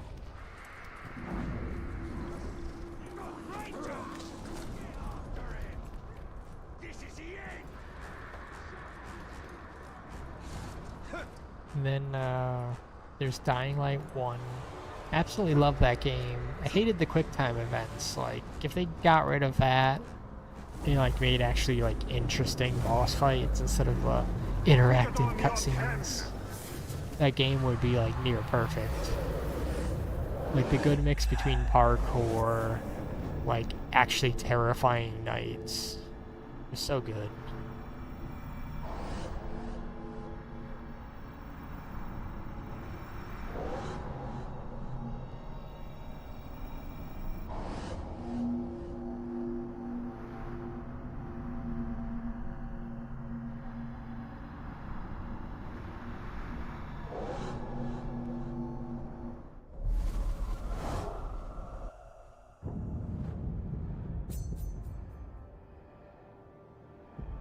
See, I don't know why this one right here couldn't have just been seen from this tower.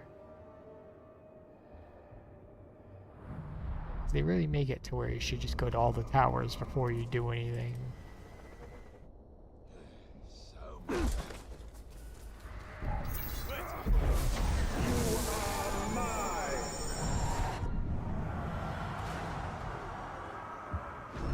Yeah, like I absolutely love the POIs and Dying Light 1. They're like so freaking diverse and interesting locations.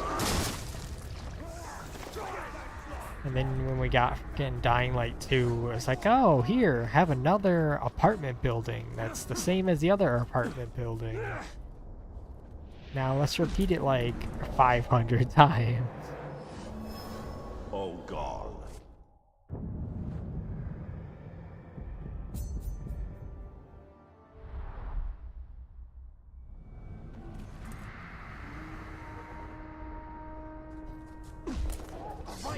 Like, I hated that they,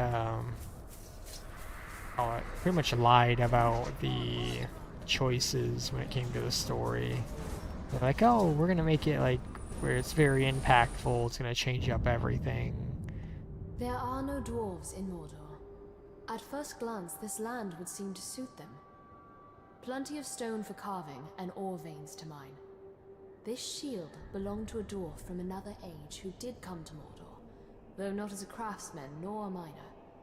Now that Minas Ithil no longer contains the orcs within Mordor, the dwarves will have to put down chisel and hammer and pick up their shields once more.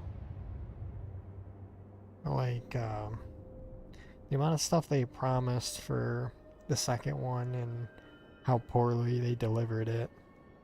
Like, I think I got right up to the end of the game, like, to the point to where you had to climb that skyscraper.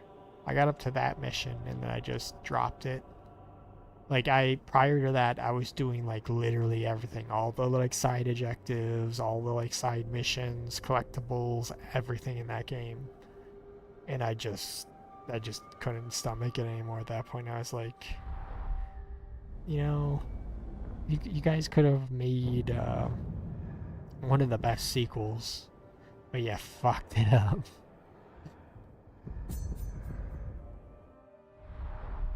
The dwarven Like, I know shield. over time they've Beware been of the improving dwarves. it, but it's Deep like underground, you're coveting not their improving treasure, the no doubt. story.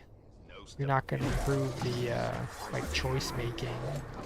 I think it's nice that they brought back the ragdolling and gore and all that stuff, but all that should have been there from the beginning. Sauron understood that power did not come from armies, but the willingness to sacrifice, to lie in wait. Like, at least we This got is the truth he taught me. And so I'll call it I lied. Dying Light the Beast. That one's And when was the day at least a comes, decent bit of a I return to will form. my sacrifice. Not fully, but it was still definitely a very enjoyable, like, how to describe it, like middle, like a in between game, kind of like what ODST is.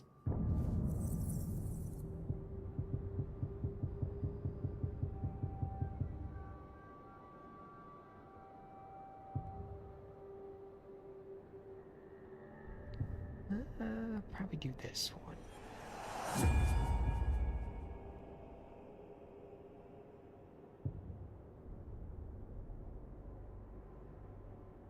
Storing health is kind of nice, but those guys are already pretty tanky.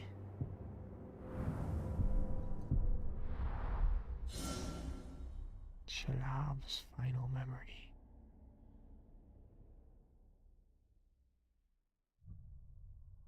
Alright, there we go, and that unlocks that skill.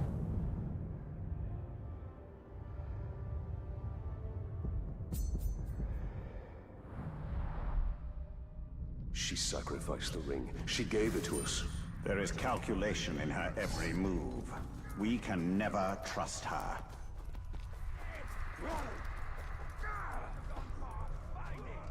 Look! The wall!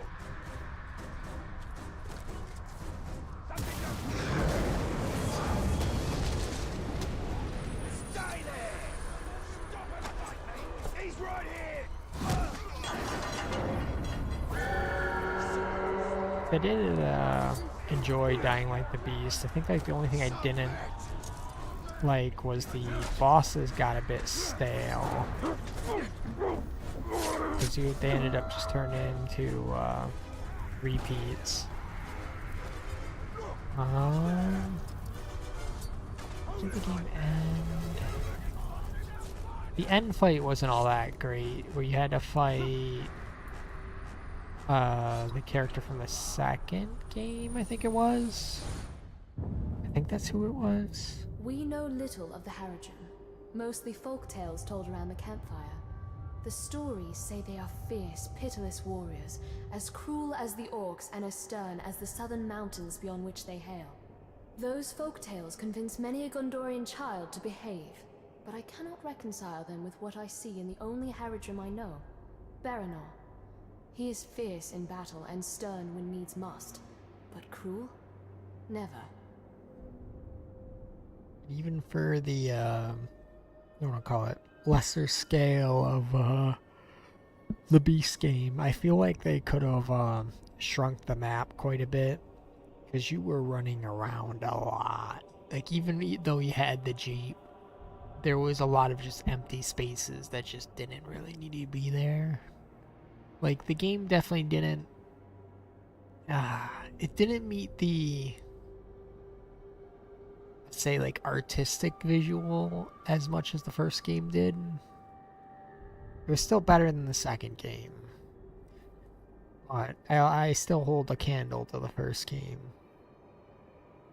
Like, as long as that's the direction they're going to keep pushing for in future Dying Light titles, I'm all for it.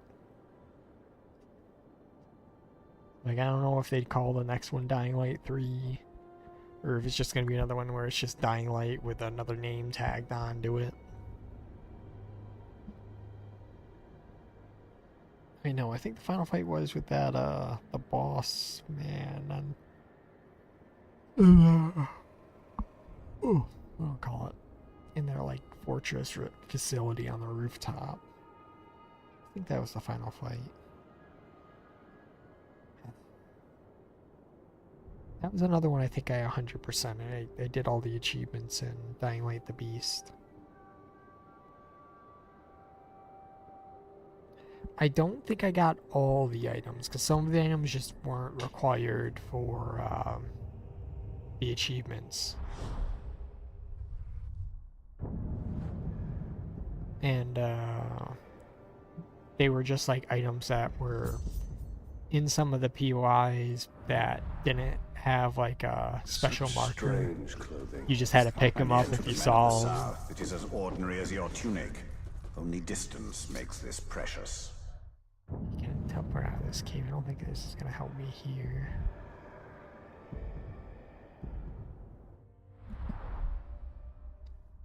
Then the next game was a game called Elin. I think it was Sav? I don't think it was Max or... I want to say it was Sav. Okay, okay. Do you want some more time to play with that? Or are you ready to play with me?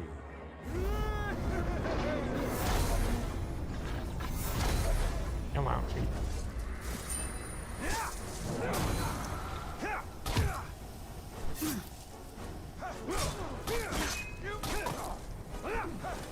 Wall breaker. I freeze you.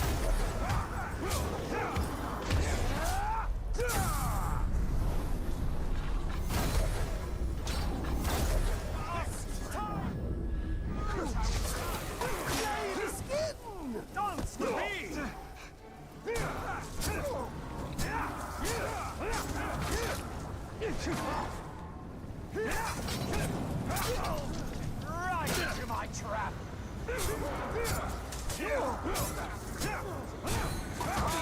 You don't fight back, do you?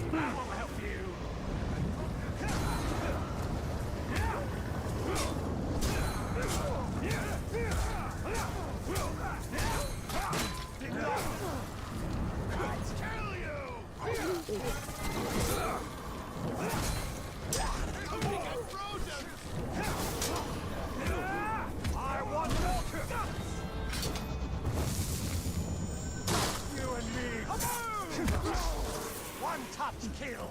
That helps me more than you.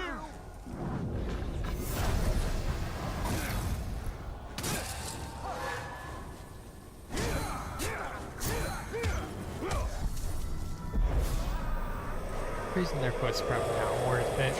Probably just better off going with the execution.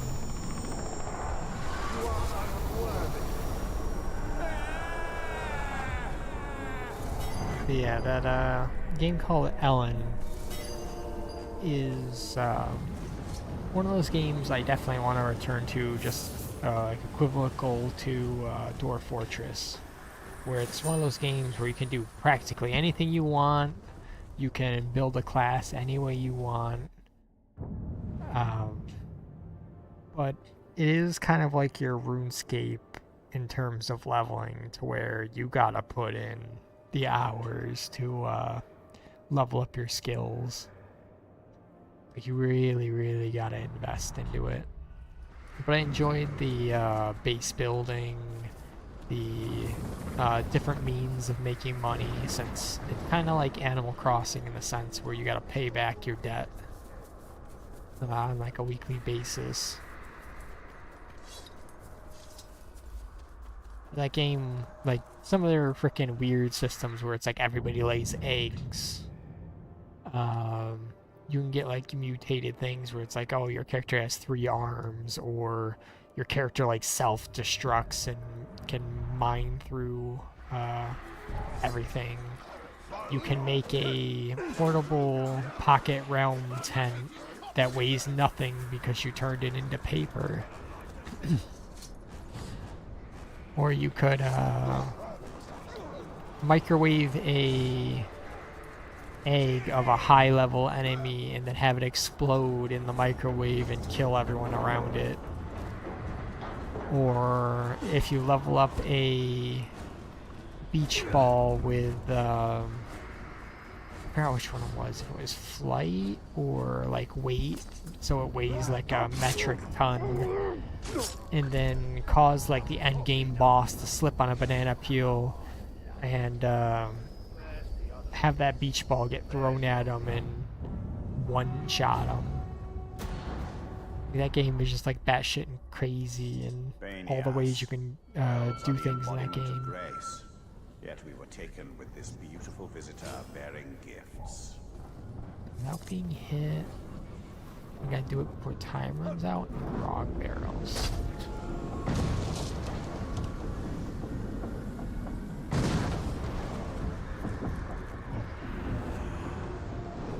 Ain't enough grog barrels.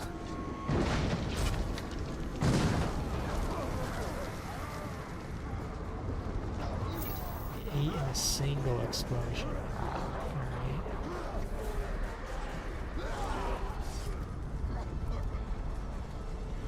Might have detonated all the barrels.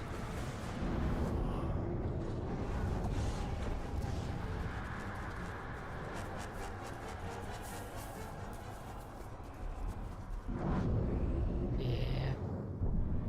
Let's restart this one.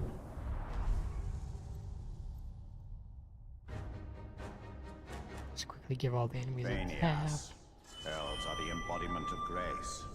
Yet we were taken with this beautiful visitor bearing gifts.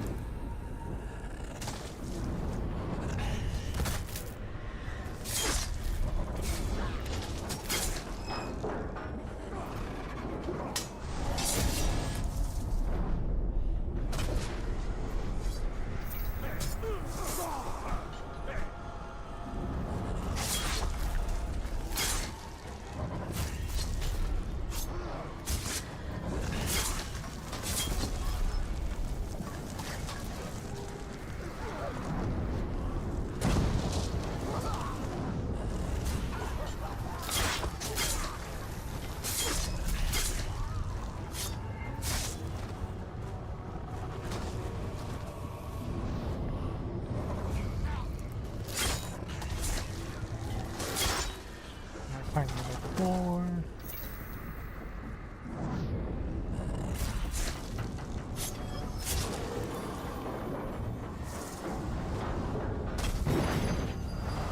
That wasn't bad.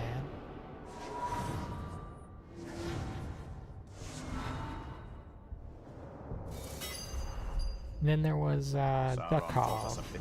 It's pretty much Tarkov, just a more comedic version of it. I 100%ed that game. I'd say most of the game is overall just a generally good experience. It's just when you get towards the final area, it kind of gets a little annoying to where if you're on a high difficulty, it feels like you practically just get one tapped without very much you can do against it. How some additional amounts health. That's fine. One more point. What can I use it on? Can I even use it? No. Well, yeah, I guess I can technically just unlock things, so yeah, I can use it.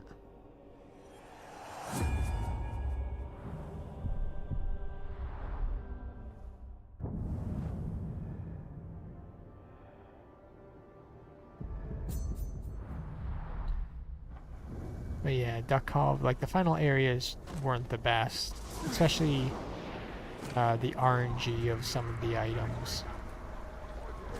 They were a little much.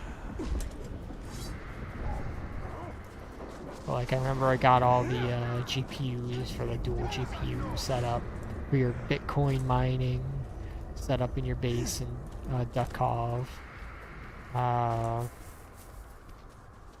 All the bosses I genuinely enjoyed. I played most of it on the highest difficulty. I think when I got to the final few areas was when I finally turned it down because it just wasn't very fun. Taking in some of the highest level gear, but then still getting one tap, and it was oh.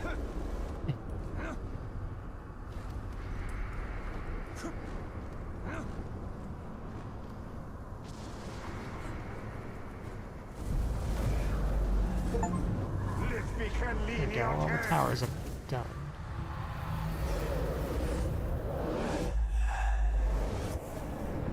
And then both Grounded 1 and 2. Enjoy both of those games. It's just the grind does usually get to me. It's kind of the case with a lot of those survival type games. It's just like with Valheim. I enjoy Valheim. It's just once I finish grinding something that took me freaking hours on hours, and I get the next thing I gotta grind. Sometimes it's just yeah, I don't really want to do that. These items. They all below? Far away.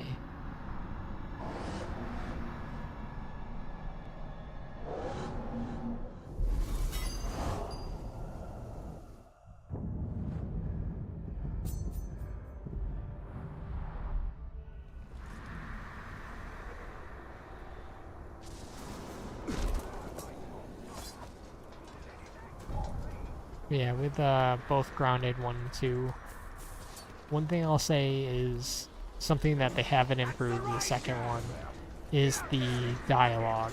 Your characters speak way too often, when you're doing things, and it's not unique lines or anything, just constant repeating the same stuff.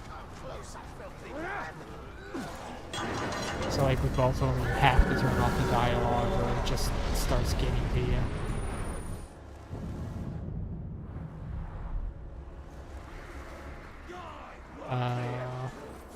I do like the mounts in the second one. I feel like the combat still needs something more to it. I don't think it has... It is a fundamental truth of Mordor. The orcs have been here far longer than men. Far longer than the Dark Lord himself, even. This place belongs to them, and in their own way, the orcs revere their heritage. We found this sword in a crude shrine after all. Yet imagine what the orcs and Mordor could become if freed of the Dark Lord's corruption. Like, I absolutely love the, like, Honey, Who The Shrunk the orcs can Kid temper a style to blade, the I'll give game. them.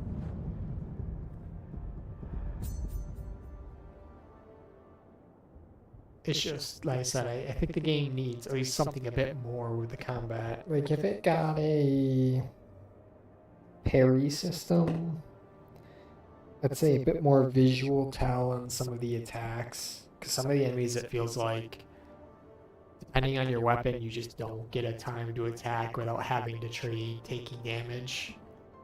So they're just sitting there constantly eating food and healing, which that's another thing that's usually bothers me a lot with survival games is managing food usually just ends up getting very tedious.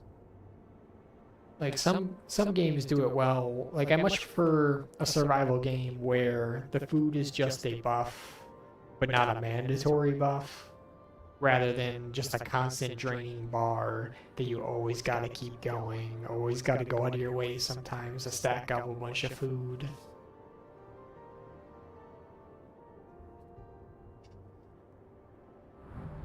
They Yeah, produce they added weapons in a mass. parry They system give on like a little care to riposte. each one. I feel like that would be generally an improvement for the game.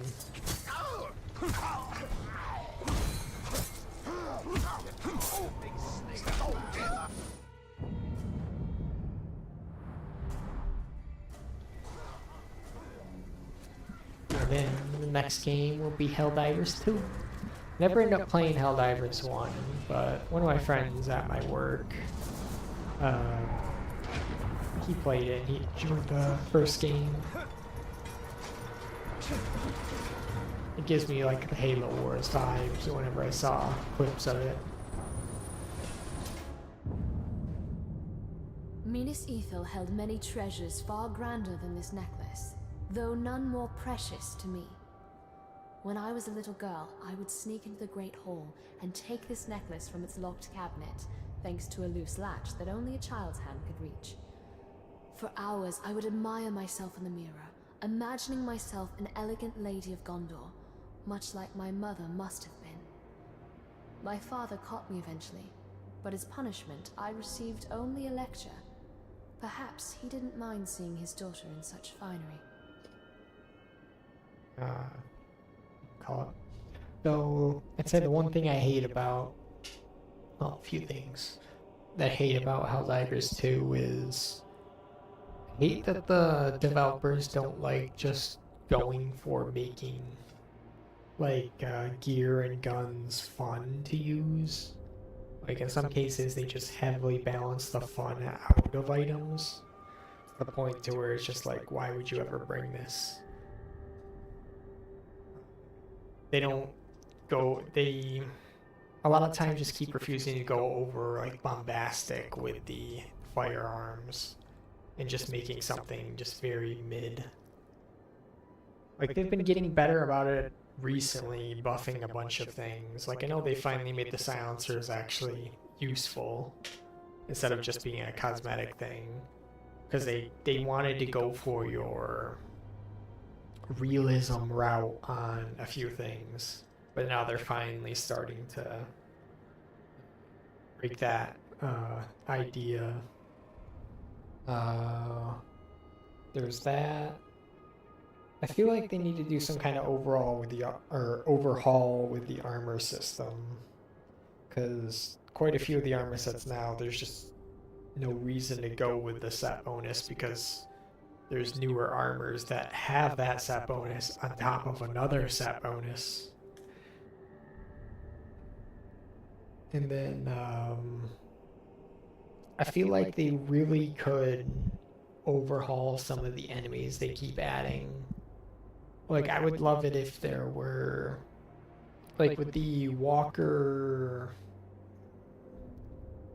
guys that they added to the, why am I blanking on the name? The automatons. Like the walker ones that have grenade, like the 20 grenade shots and cannons that knocked you over. I think they got rid of the knocking over the cannons. But I really wish you could literally blow off one of the legs and like knock it over, or let's say if you aimed at the eye with the Hulks, instead of it just like blowing it up, it would like blind it and make it like fire at everything around it and go crazy. Like I really wish they would add extra things like that instead of it just being like, okay, you gotta aim at the one joint with this type of weapon and aim at this point with that type of weapon. Like I just wish they do more with the enemies. Like I know the Bugside Dragon, I haven't really played much against the newer bugs they added. Like I haven't even seen the Hive Lord myself. I've seen videos I'm of it. surprised this necklace isn't hanging from some orc's neck. Perhaps their stubby fingers cannot work such a delicate clasp. But the dragon thing, I wish you could like blow off its wings and have it like land on the ground and stuff like that, but I haven't like gone that route, sadly.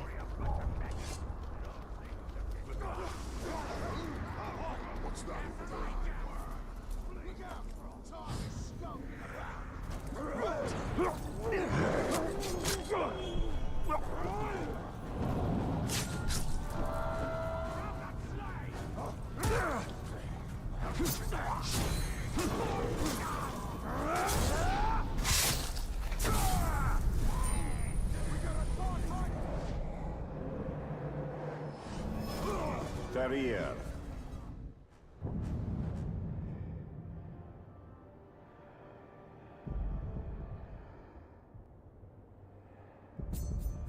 Just got the ones there. I think that's everything else.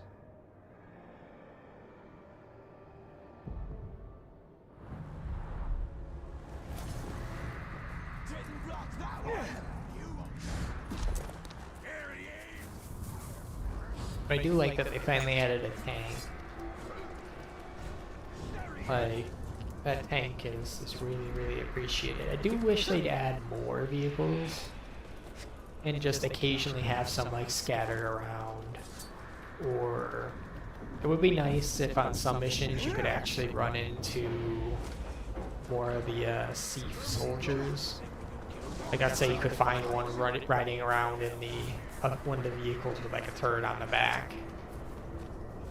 Just overall, I would like to have more like passive events that add more to the maps.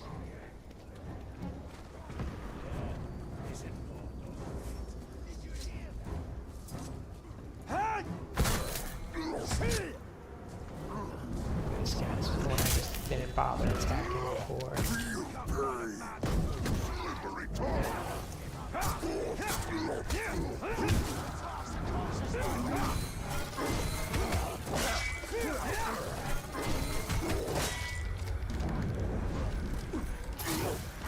Dead boy!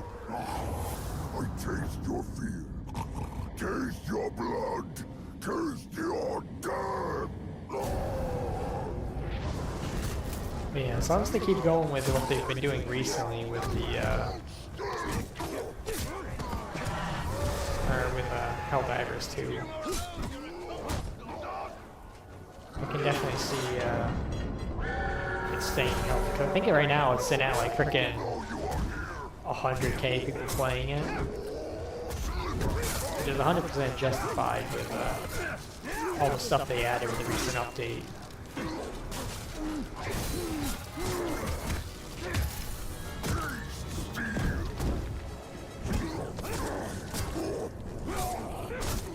I thought I killed that guy. Still alive, man. So now where's the arrow going? Oh, that's why.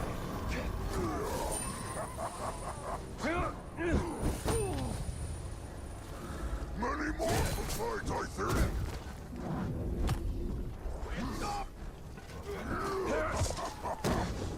No good against me.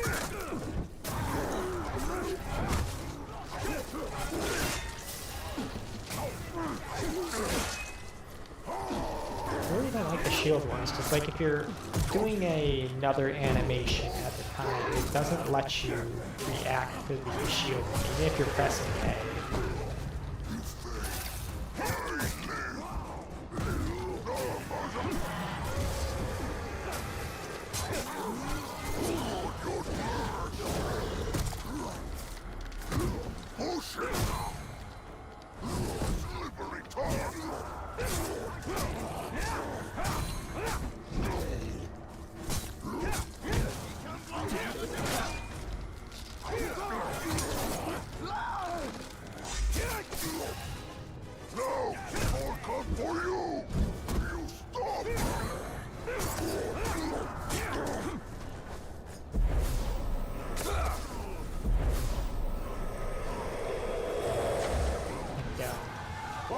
Shame.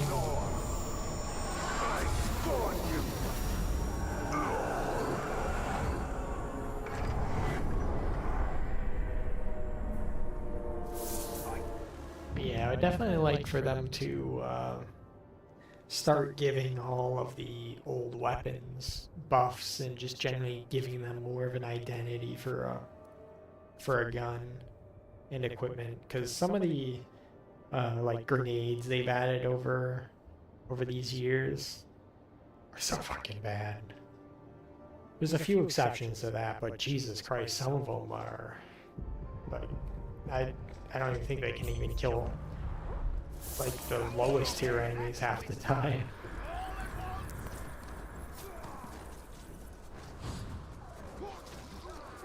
They need to make some of them just fill some kind of niche.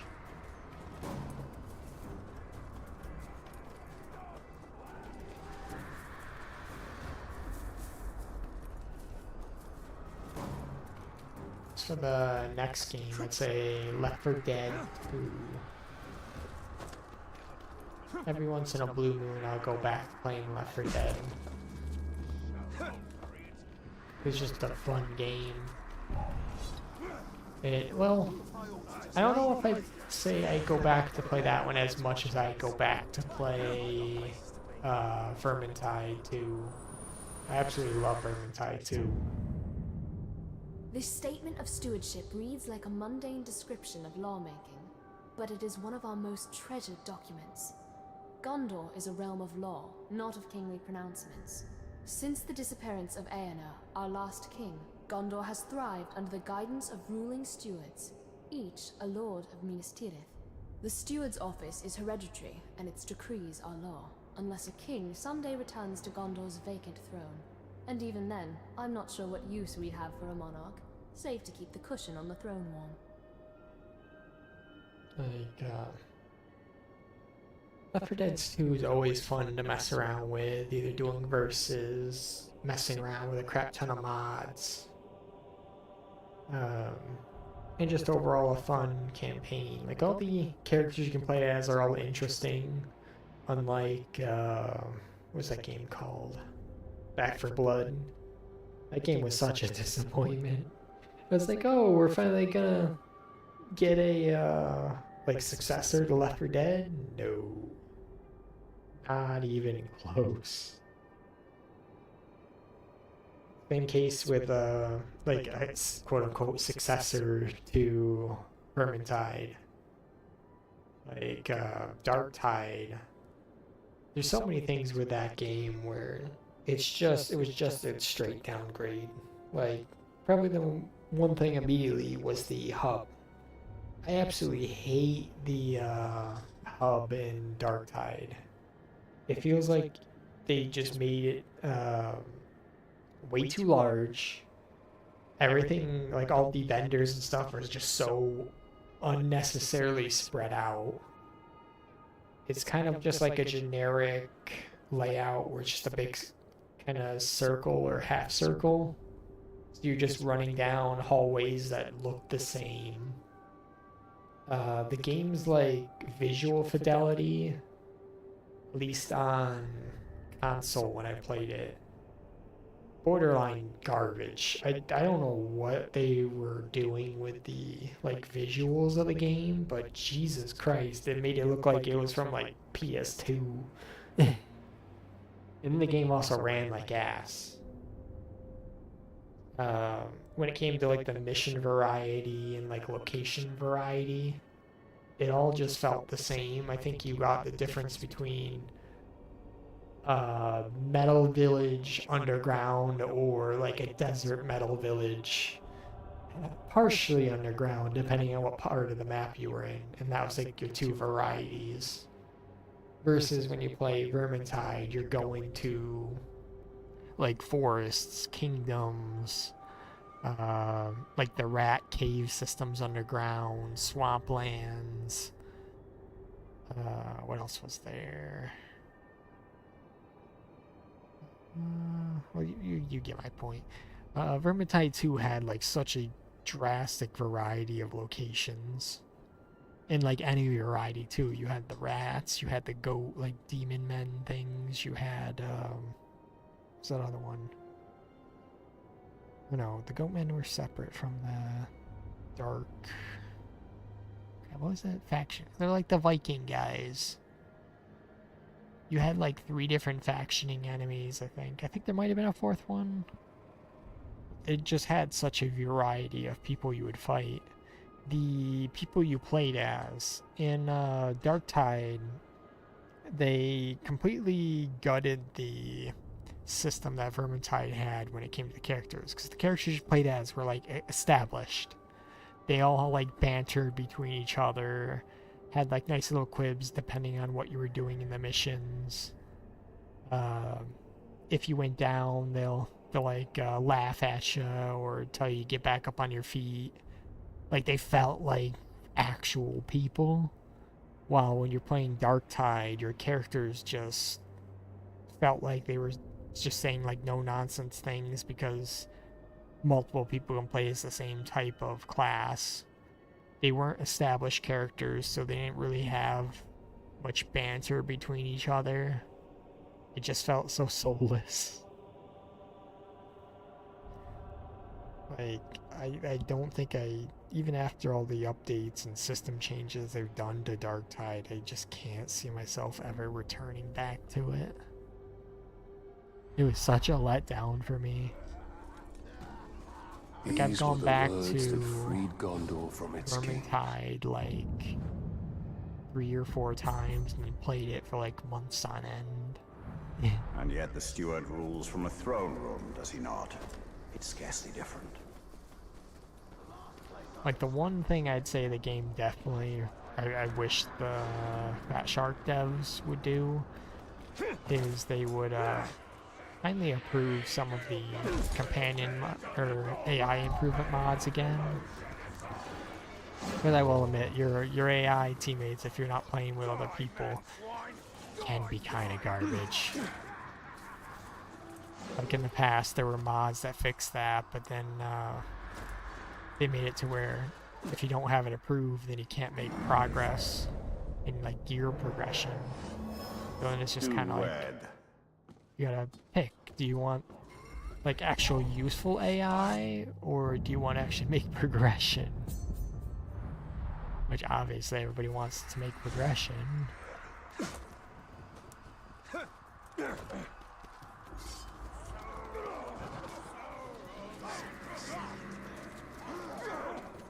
I don't think I ever got up to playing like the hardest difficulties, just because I didn't have anybody that actually liked playing those types of games. Ramas. I guess the only like improvement per se I'd say that Darktide brought was Sprint. Like Sprint was a nice addition. I think that's all the collectibles.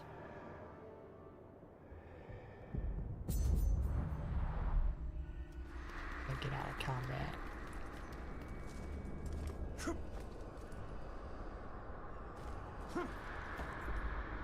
So yeah, like if you go from playing like Darktide then back to Vermintide, it's gonna be, at first it's gonna feel very slow.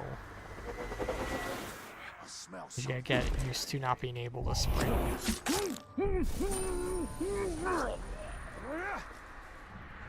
It'd be like if you try playing something like Halo Infinite and going back and playing Combat Evolved. Even though I'd say something like Combat Evolved overall has better enemy AI, better say weapon diversity and how you deal with like enemy shields versus physical enemies, so on.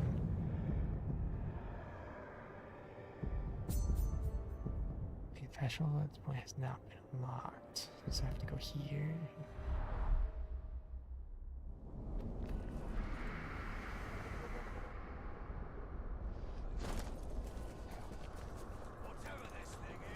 It's a category.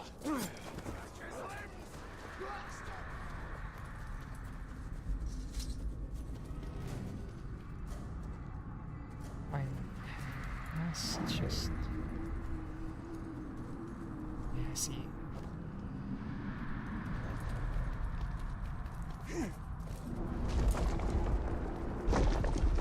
Time for another one of these. Those are gonna be like the second one where I was stuck on it for a while. Stalk and lurk.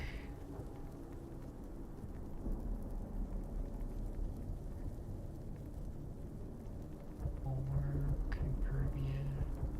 Powers is proof against the rage.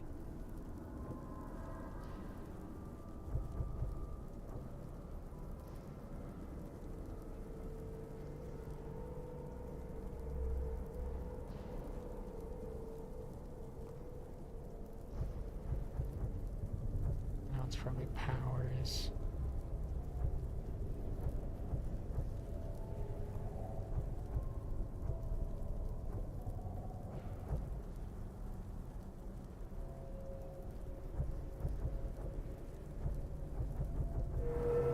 Yeah, that wasn't bad at all.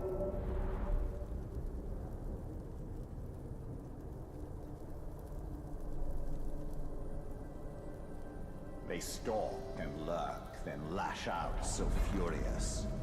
Yet our bulwark is proof against their rage.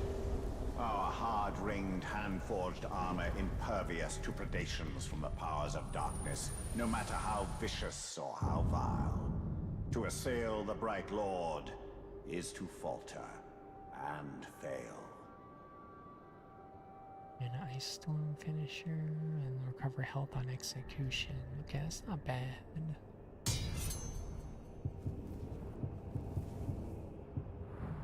Maybe they gotta start using some of the set bonuses. I'm looking for some skills I like.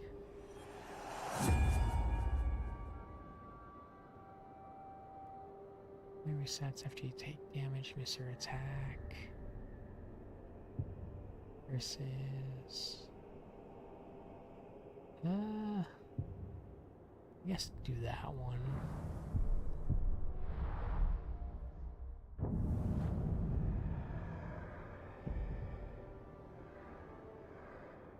Yeah, I see that one. Then grab that.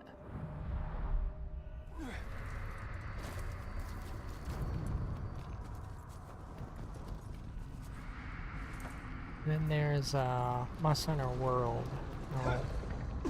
Now the guy was here in like the past video. I talked about it a bit. But Monster Hunter World did its progression, like difficulty progression, really well, along with its gear and so on. Like, it constantly felt like whenever you fought a new like tier of enemy, they actually posed a challenge. It wasn't just like, oh, it all has, or all the monsters feel like they're dealing the same damage. No. It actually felt like their basic attack when you got to the next tier of enemy was kicking your ass. And they all had some kind of either combo or heavy hit that would absolutely rinse you. When it came to Monster Hunter Wilds, they completely fucked up on that regard. Like every single enemy throughout the campaign, even when I started getting into the like end game, The all it just felt Analects the of same. Ruvenia is a collection of advice from a long ago Gondorian swordsman. It includes a series of exercises he guaranteed would lead to triumph in every duel. Like all young Gondorian soldiers, I studied the Analects a great deal, and I learned two key things. One, Ruvenia's swordsmanship was undoubtedly better than his penmanship. And two, in Ruvenia's time, duelists were far more courteous than the orcs of Mordor. War ignores such niceties. Like,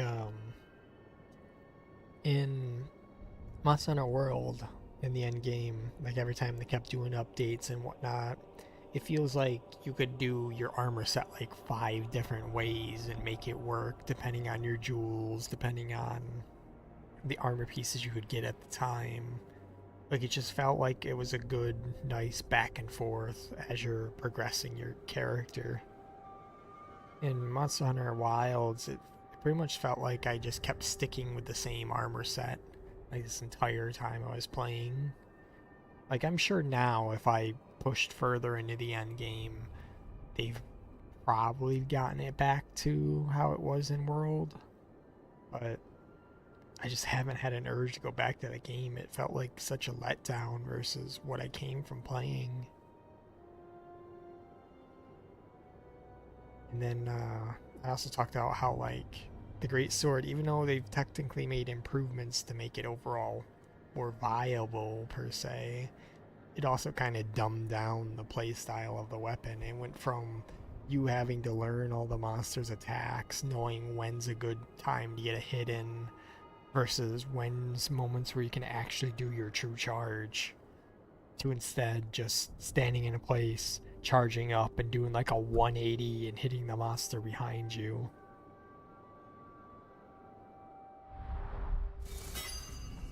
And then I was so sad that they got rid of the Treatise on canteen. fine swordsmanship. All too rare in these times. Such grace is lost on the denizens of Mordor. Like Monster Hunter World and the DLC with Iceborne, the canteens. Like, you can literally just sit there in the Iceborne DLC and watch like the old grandma and the palicos around her making bread from scratch. And then she has like 3 or 4 different animations of making food for you. In Monster Hunter Wilds, that's just completely gone.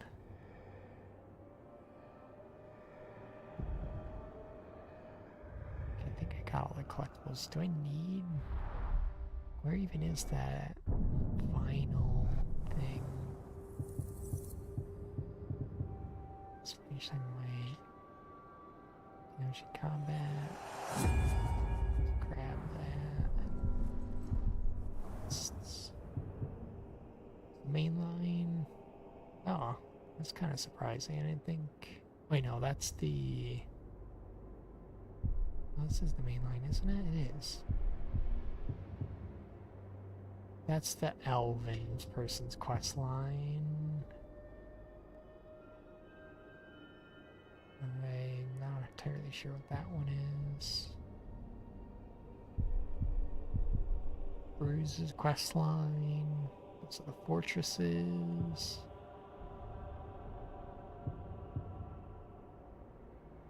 Why do these ones even have progress? Isn't these just random?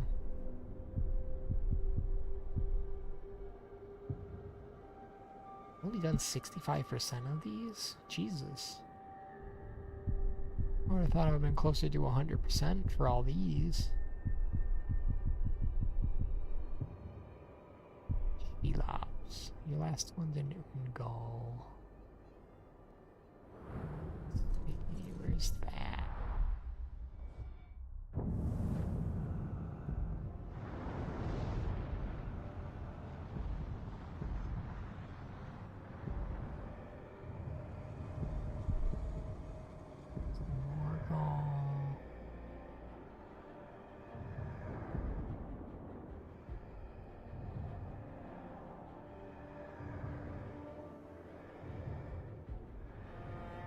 Probably mark it, can I?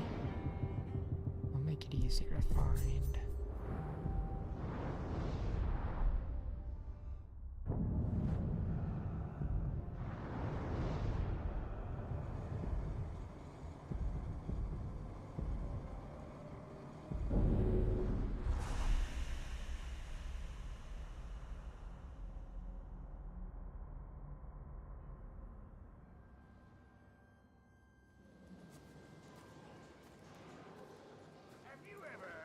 Witch King secured.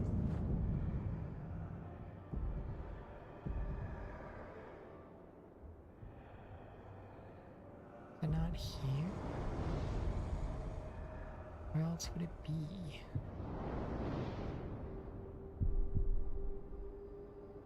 It's in the icy place, isn't it?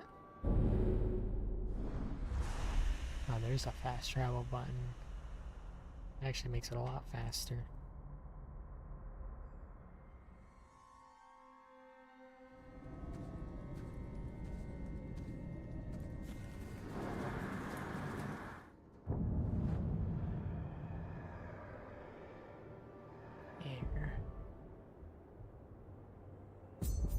Oh wait, so I still did have missions in this area. I thought I was done with this. Idril will never leave Mordor. She will fight until she dies. That's what I'm afraid of.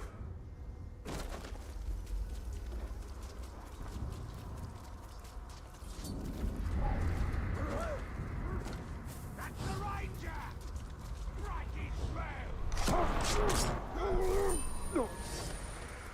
To the beacon! God, what was the... I'm trying to remember what was the gimmick thing they added for Wilds. Like, I guess the... I don't know if I really call it a gimmick. Like, I really did like the flash they added in Monster Hunter Wilds. I think that's one thing I'll give the game. So it's like, if you use the Great Sword and you blocked at the moment an enemy like charged at you, you would pretty much fight back its charge. So, like, let's say you're holding the Great Sword in front of you blocking. The monster's teeth are like around it and you're just sitting there like holding it back.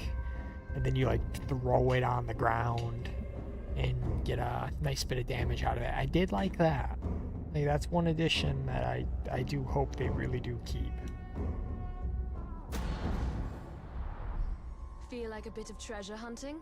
Every ranger likes to hunt. What did you have in mind? The Uruks can be relied on for certain things. Their love of blood, treasure, and grog. I see how you've survived so long in Mordor. Our numbers keep us from engaging them on the battlefield, so we work by stealth and speed, and hopefully we can escape with our lives.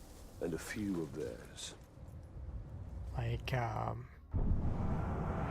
they keep the Clash. Like, I'm happy with when it came to Wilds, they didn't bring back the Clutch Claw. Though I do think they kept the weak spots. It's been a minute since I played, so I'm not 100%, but I believe they did. We can still do, like, the weak spots on enemies.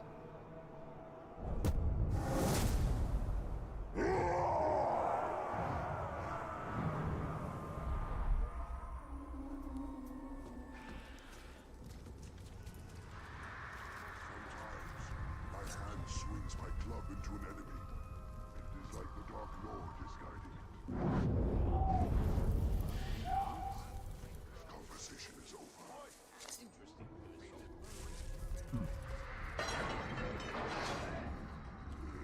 Like trying to catch a rat by its tail. We've recovered some of the artifacts that were plundered from the Great Hall. Every piece of Gondor we take back from them is a victory. You understand that Baranor fears for your life. I'm happy I they feel didn't nothing anymore. keep the survive you if I silk did. wire, whatever it was, from Rise. Like, in Rise, it felt very gimmicky. Like, it completely changed up how you did things. It felt like some of the things just, you could have just abused the crap out of it in combat. We're stronger than any month Gondor can throw at us. Like, I'm happy that didn't carry over.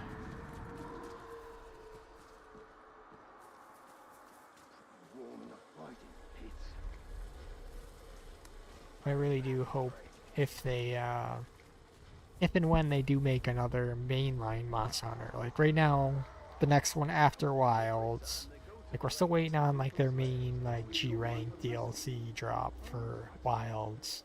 But then after that, you're gonna get another secondary game, like Rise. That's what it said. I hope they go back to a more traditional style greatsword. They're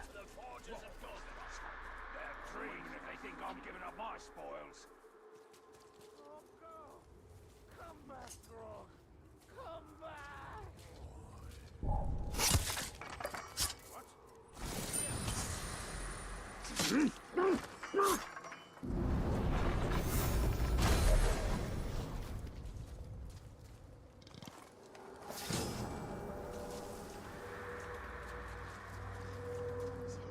There's avoid detection and hide in a bush. There's bushes. Gotta find something soon. Oh, there's some there.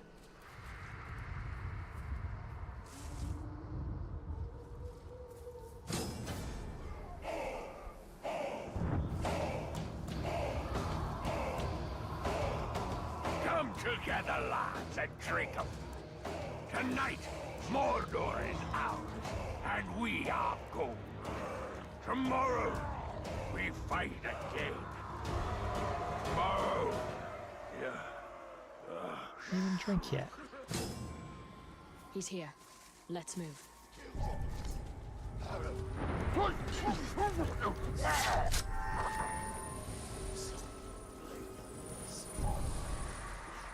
Why did he see me? thin the herd with poison, then go in with blades and finish the job. I respect that. You're still going to die screaming, but I respect it.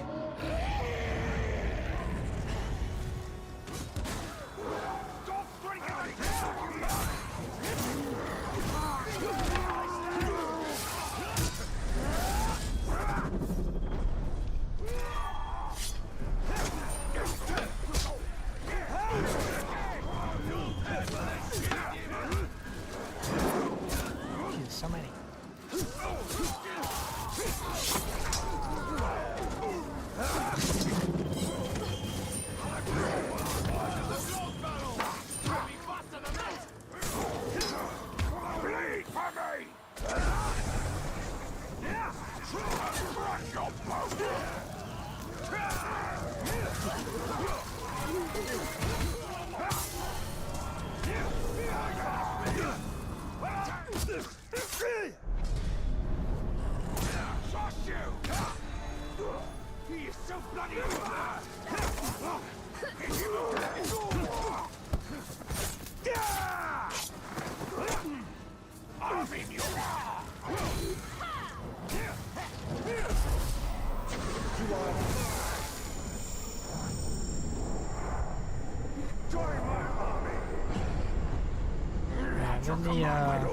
The performance and visuals of Monster Hunter Wilds was such a disappointment. Like, Jesus Christ, the amount of things you had to do to make the game run decent and look relatively alright is insane. Like, it's one of those games where it's like they kind of expect you to use that heck was it called? The like triple frame, where it's using AI to generate frames, and it just makes the experience look terrible. Like, Monster Hunter's not the type of game where they should be doing that. On my way, sir. You've enslaved him.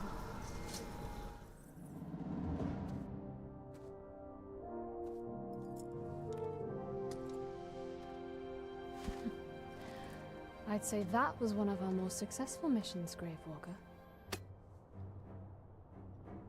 I can hardly remember the scared young soldier I met in the lower city. You mean the one that saved your life from that captain? That's the one.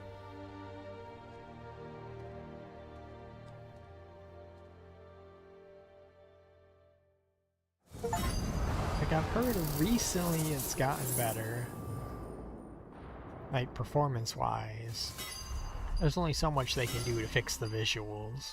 We should catch up with Baranor. Like, see how he is. the only faring. time I can think of when I actually liked the visuals of Wilds was in the rainforest area, when it's early morning, like springtime weather. And then if it's raining that time, that's when it looked really, really pretty. But like if you're out in that desert area just doesn't look very good. And the game has that like very graininess on everything because of the upscalers and all that crap that they force you to use. Ooh, I do like that. Versus, what's the other one? Replenish Shelf Shop? Yeah, I'll definitely take that upgrade.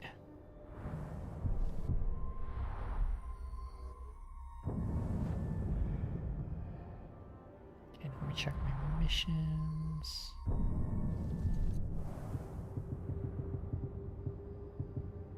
There we go, that's all collected. I don't know if I have to do all the challenges. Keep it in mind though, but then this one. Cluster spiders.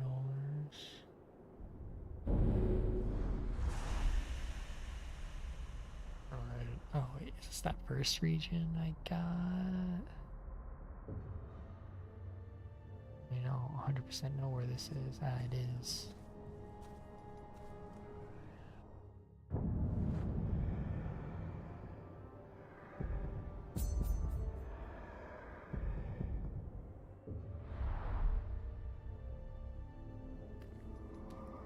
Like here eventually I might see just how well the performance like changes have gone with the game.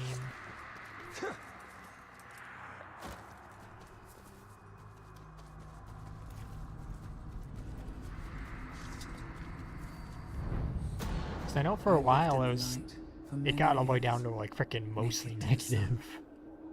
But it is not to be my fate. Just because of how Like my mother poorly the before me, game ran. I devour the light. It feeds a hunger that is insatiable. But I came from darkness, and I shall always return to it. The caves will be my home.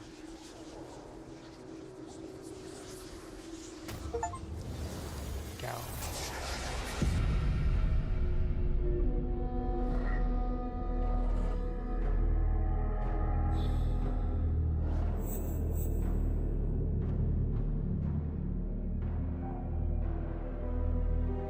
We must stand against them. Destroy them. They will only keep coming. Sacrifices must be made. You would abandon me.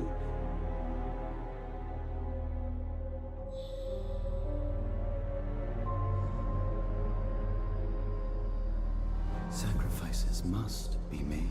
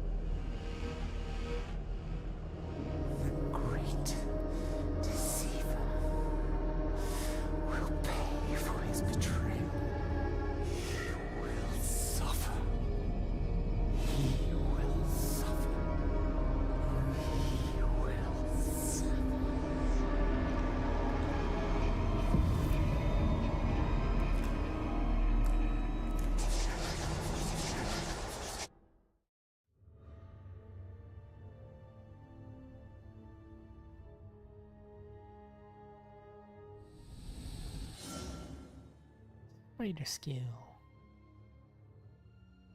don't remember how good that skill is, but I mean, I guess it's a free way to poison enemies.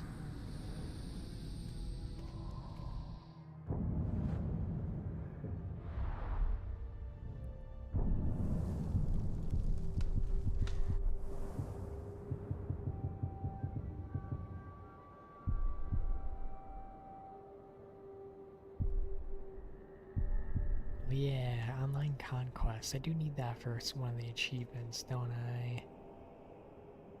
I did see some of the forum discussions talking about there being like the hacked fort or fortresses, which kind of annoying.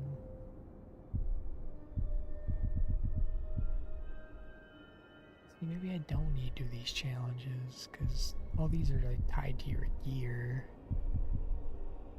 So probably not, I assume.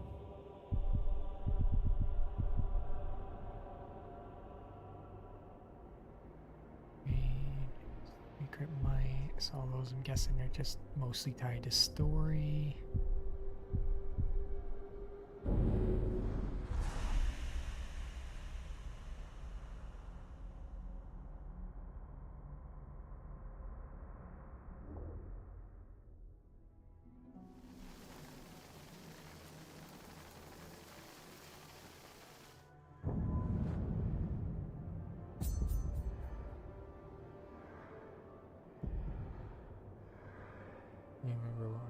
Isn't I? No, I do know what region this is. The way the Overlord drives his bomb.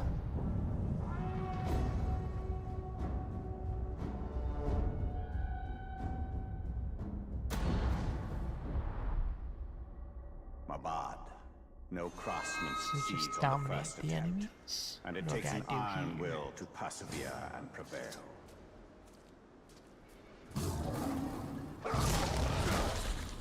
Okay, I guess I just need to wait to hit a little later on that.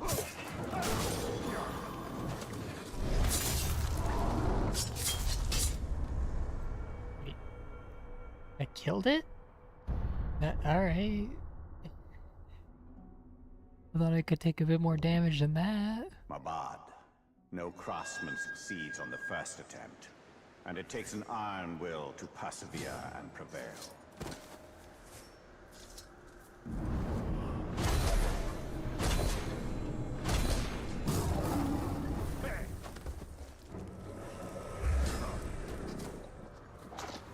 So what do I gotta do? Just reach a fortress.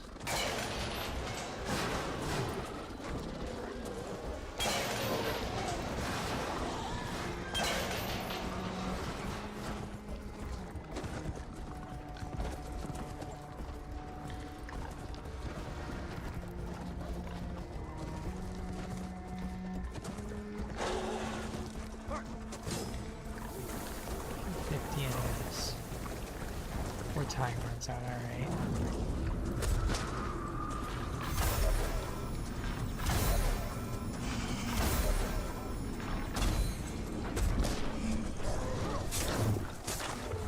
On to executions. I probably should do stealth first. Or at least have them all distract and sneak up.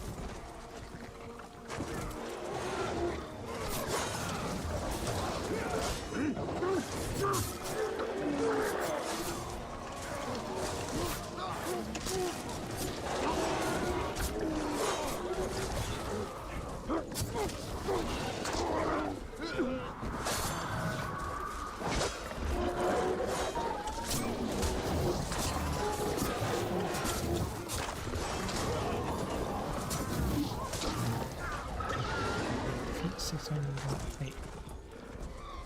Oh, do they mean combo executions?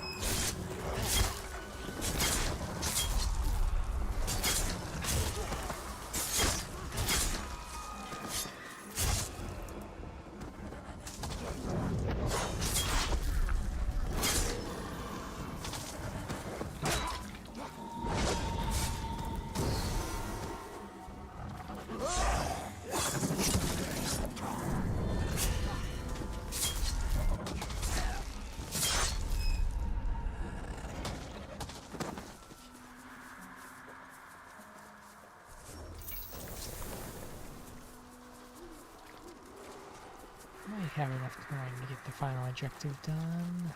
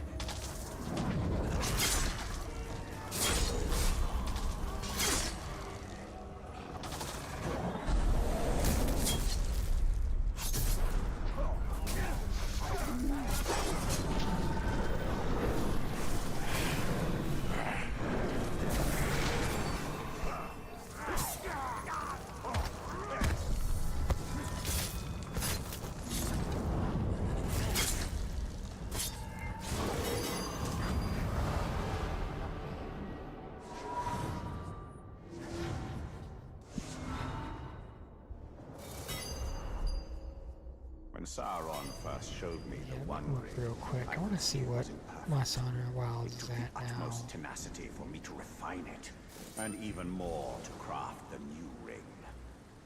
No, it's still at mixed. I mean, it means it's doing better than it was, at least. They brought back some people's like of it.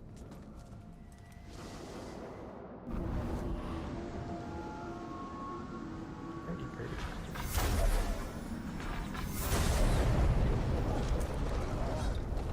Found him! Shout if you see the White Walker! Anything's out there, you will regret making me hunt for it! He's out of nowhere!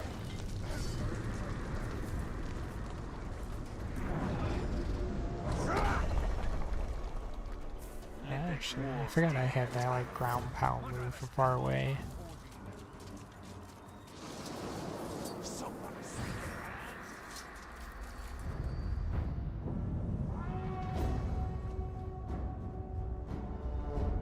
Hardest power infestation.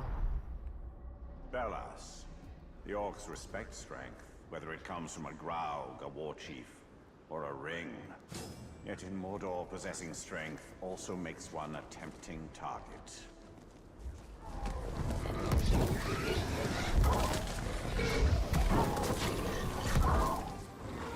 Fire is worth breathing. I do gotta kill a bunch of fire actually, so probably.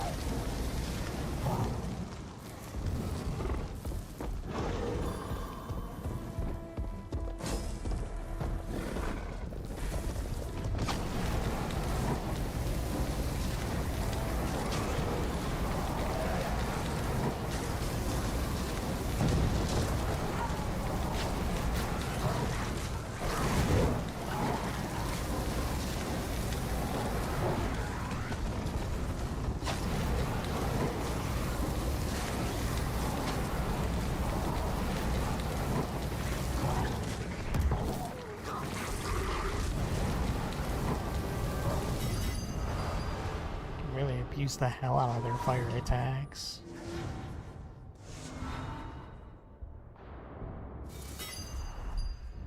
More important than possessing brute strength is the ability to wield it, even if it is not your own.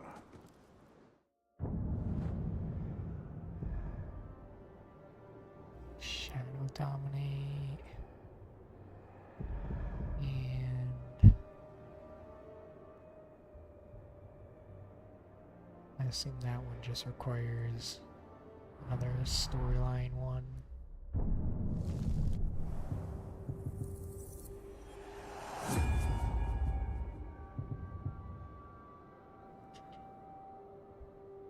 increase your chance.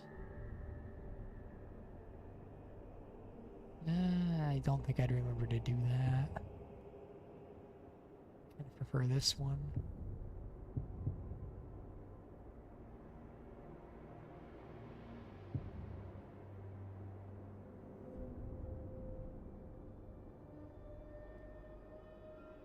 Yeah, I prefer that one.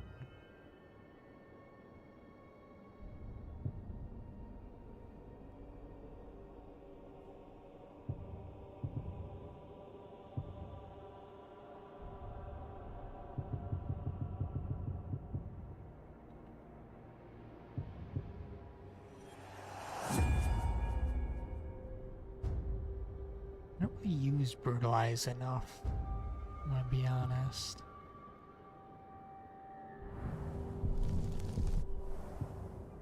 I think that was all of these I can do right now. Wait, no, this one. And then all the rest are just locked. I'll get them later. As I do more story missions.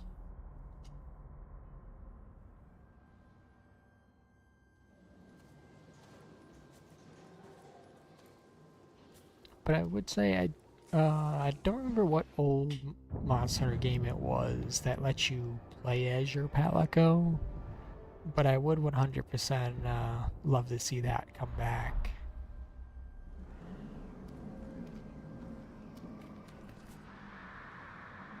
Because like Monster Hunter Rise had it where they can go on their little adventure in the submarine to get you supplies, which was kind of neat, but I liked how Monster Hunter World, they all had like their specialized skills. You could even make a build where the Palico just solos a monster for you. I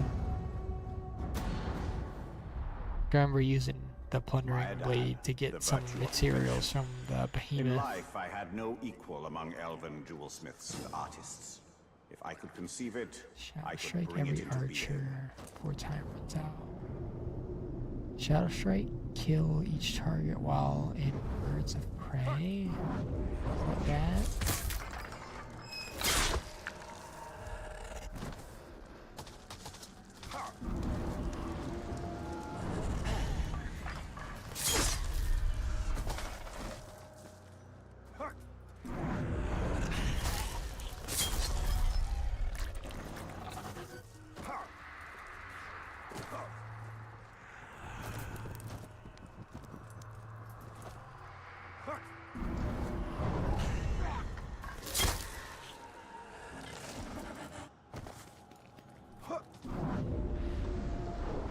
Hammers.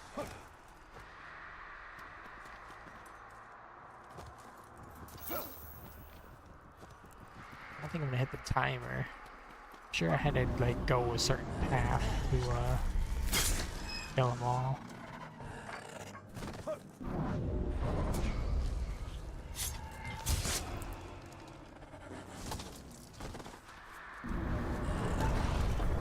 Oh, that's not what I want to do.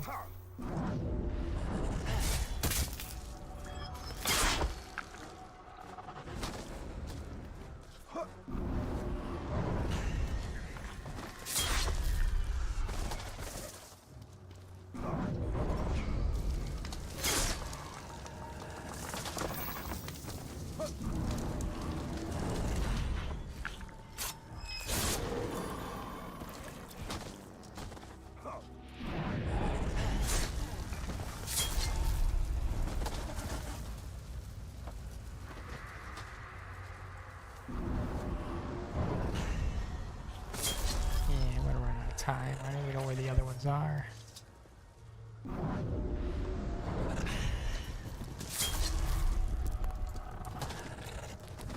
Yeah, just not enough time.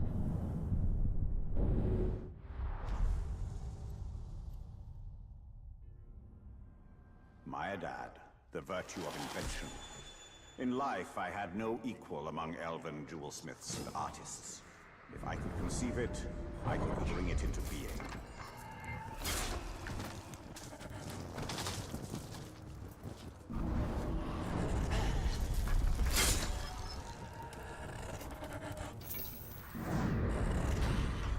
That might have, yeah, I messed up.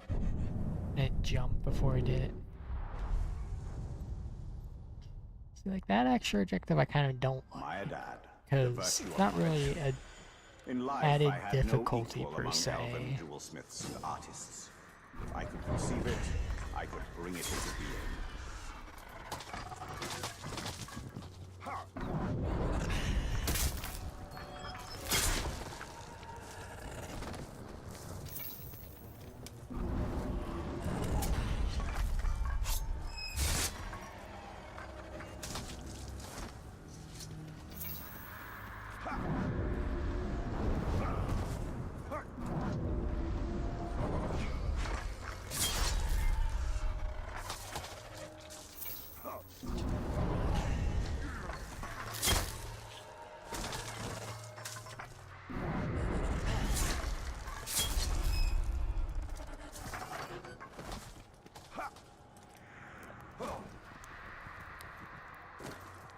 Come on, go faster.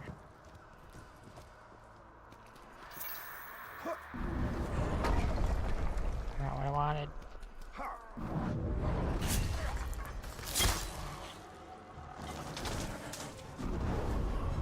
What the heck was that?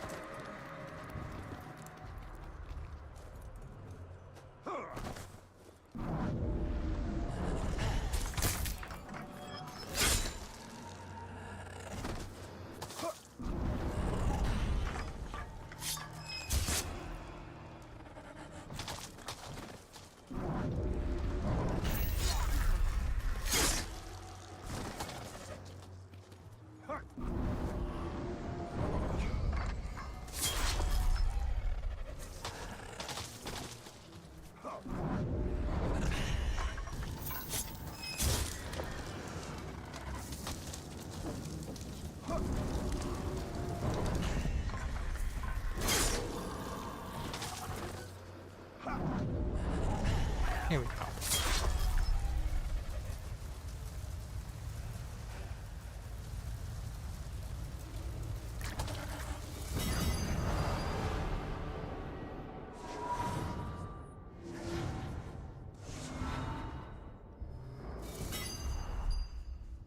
Forging rings of power seems reckless. To those whose petty fears overcome their vision, a true creator. It's this one. About the Fear Eater. Accepts no limitations on invention.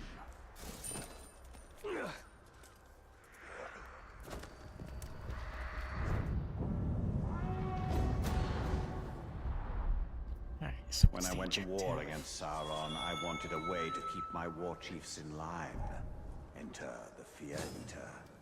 Even my boldest war chiefs shuddered in his presence. Fertilize orcs.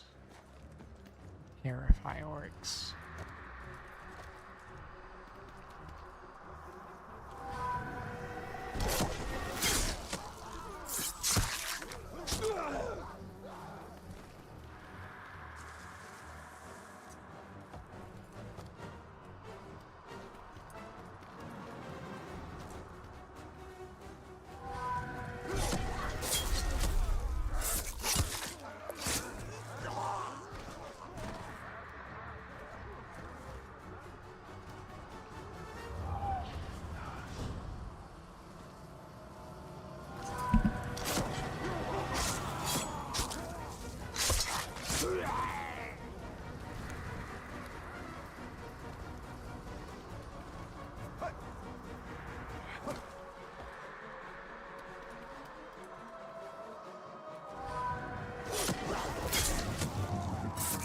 Level 45.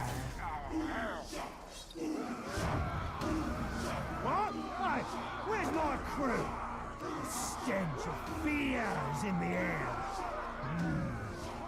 I think someone out there thinks he's scary. Another objective, kill the bodyguards.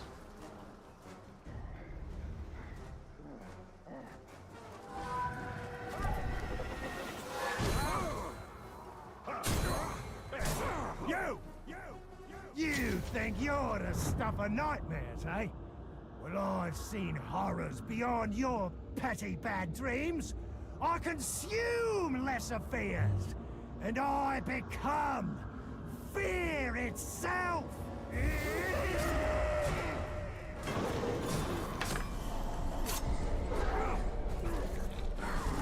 Alright. How did that guy take so much damage? Is that just for me doing the brutalize on him? Because god damn.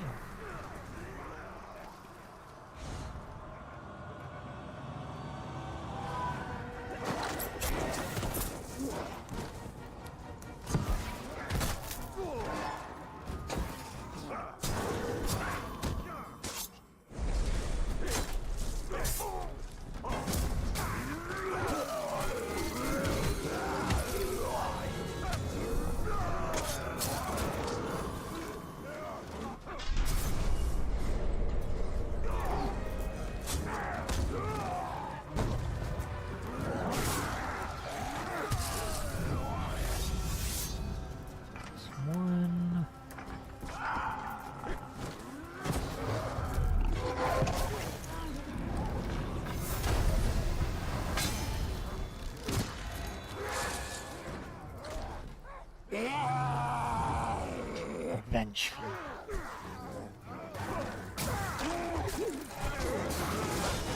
Ow, ow. Jesus. All my HP from that. God damn.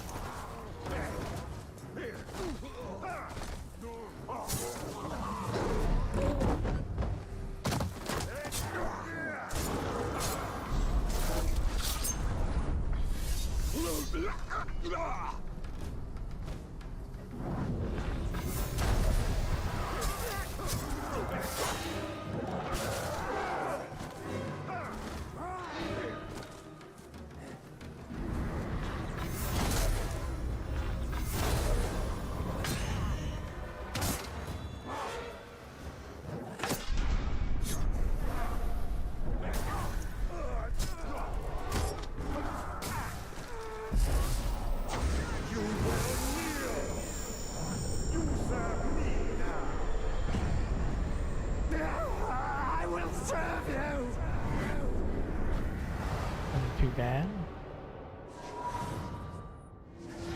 Alright, now I think I'm prepped for just having to focus on capturing towers and doing the main missions. At least until I unlock more of was those. mine, and I could use that fear to rule the other orcs. But fear...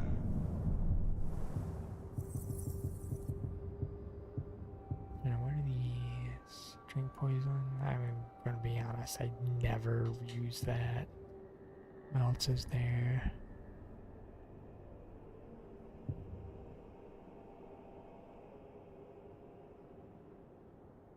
Okay, I do like that one.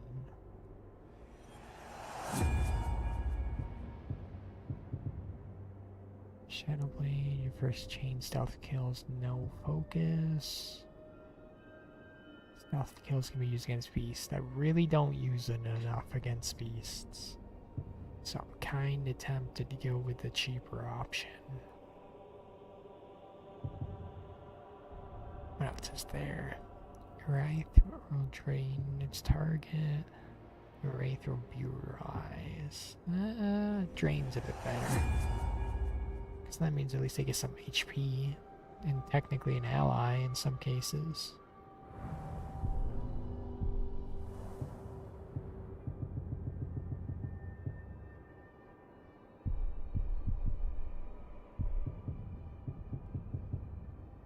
Yeah, now it's just 4 locked ones.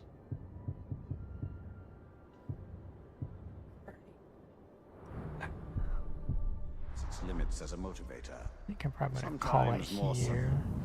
Still got plenty more games I need to talk about. Actually, I'm surprised I didn't get through as many as I did. That list is actually surprisingly long that I made.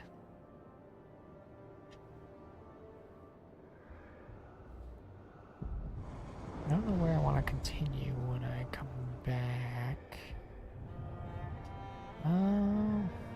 probably here. One area I was at. I do like the lava area. The commander didn't seem that high of a level. So it was going to be that big of an issue to face.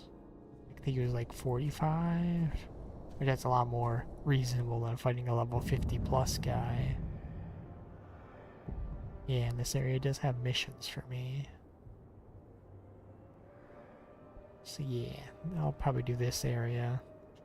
Next stream is probably just going to be getting enough units to take over this place and doing the missions here. Alrighty. It's time to check how my progress is at. See how much progress I made. 48%. Alright. Not too bad. I think that's 6% versus... right? Yeah. Alrighty.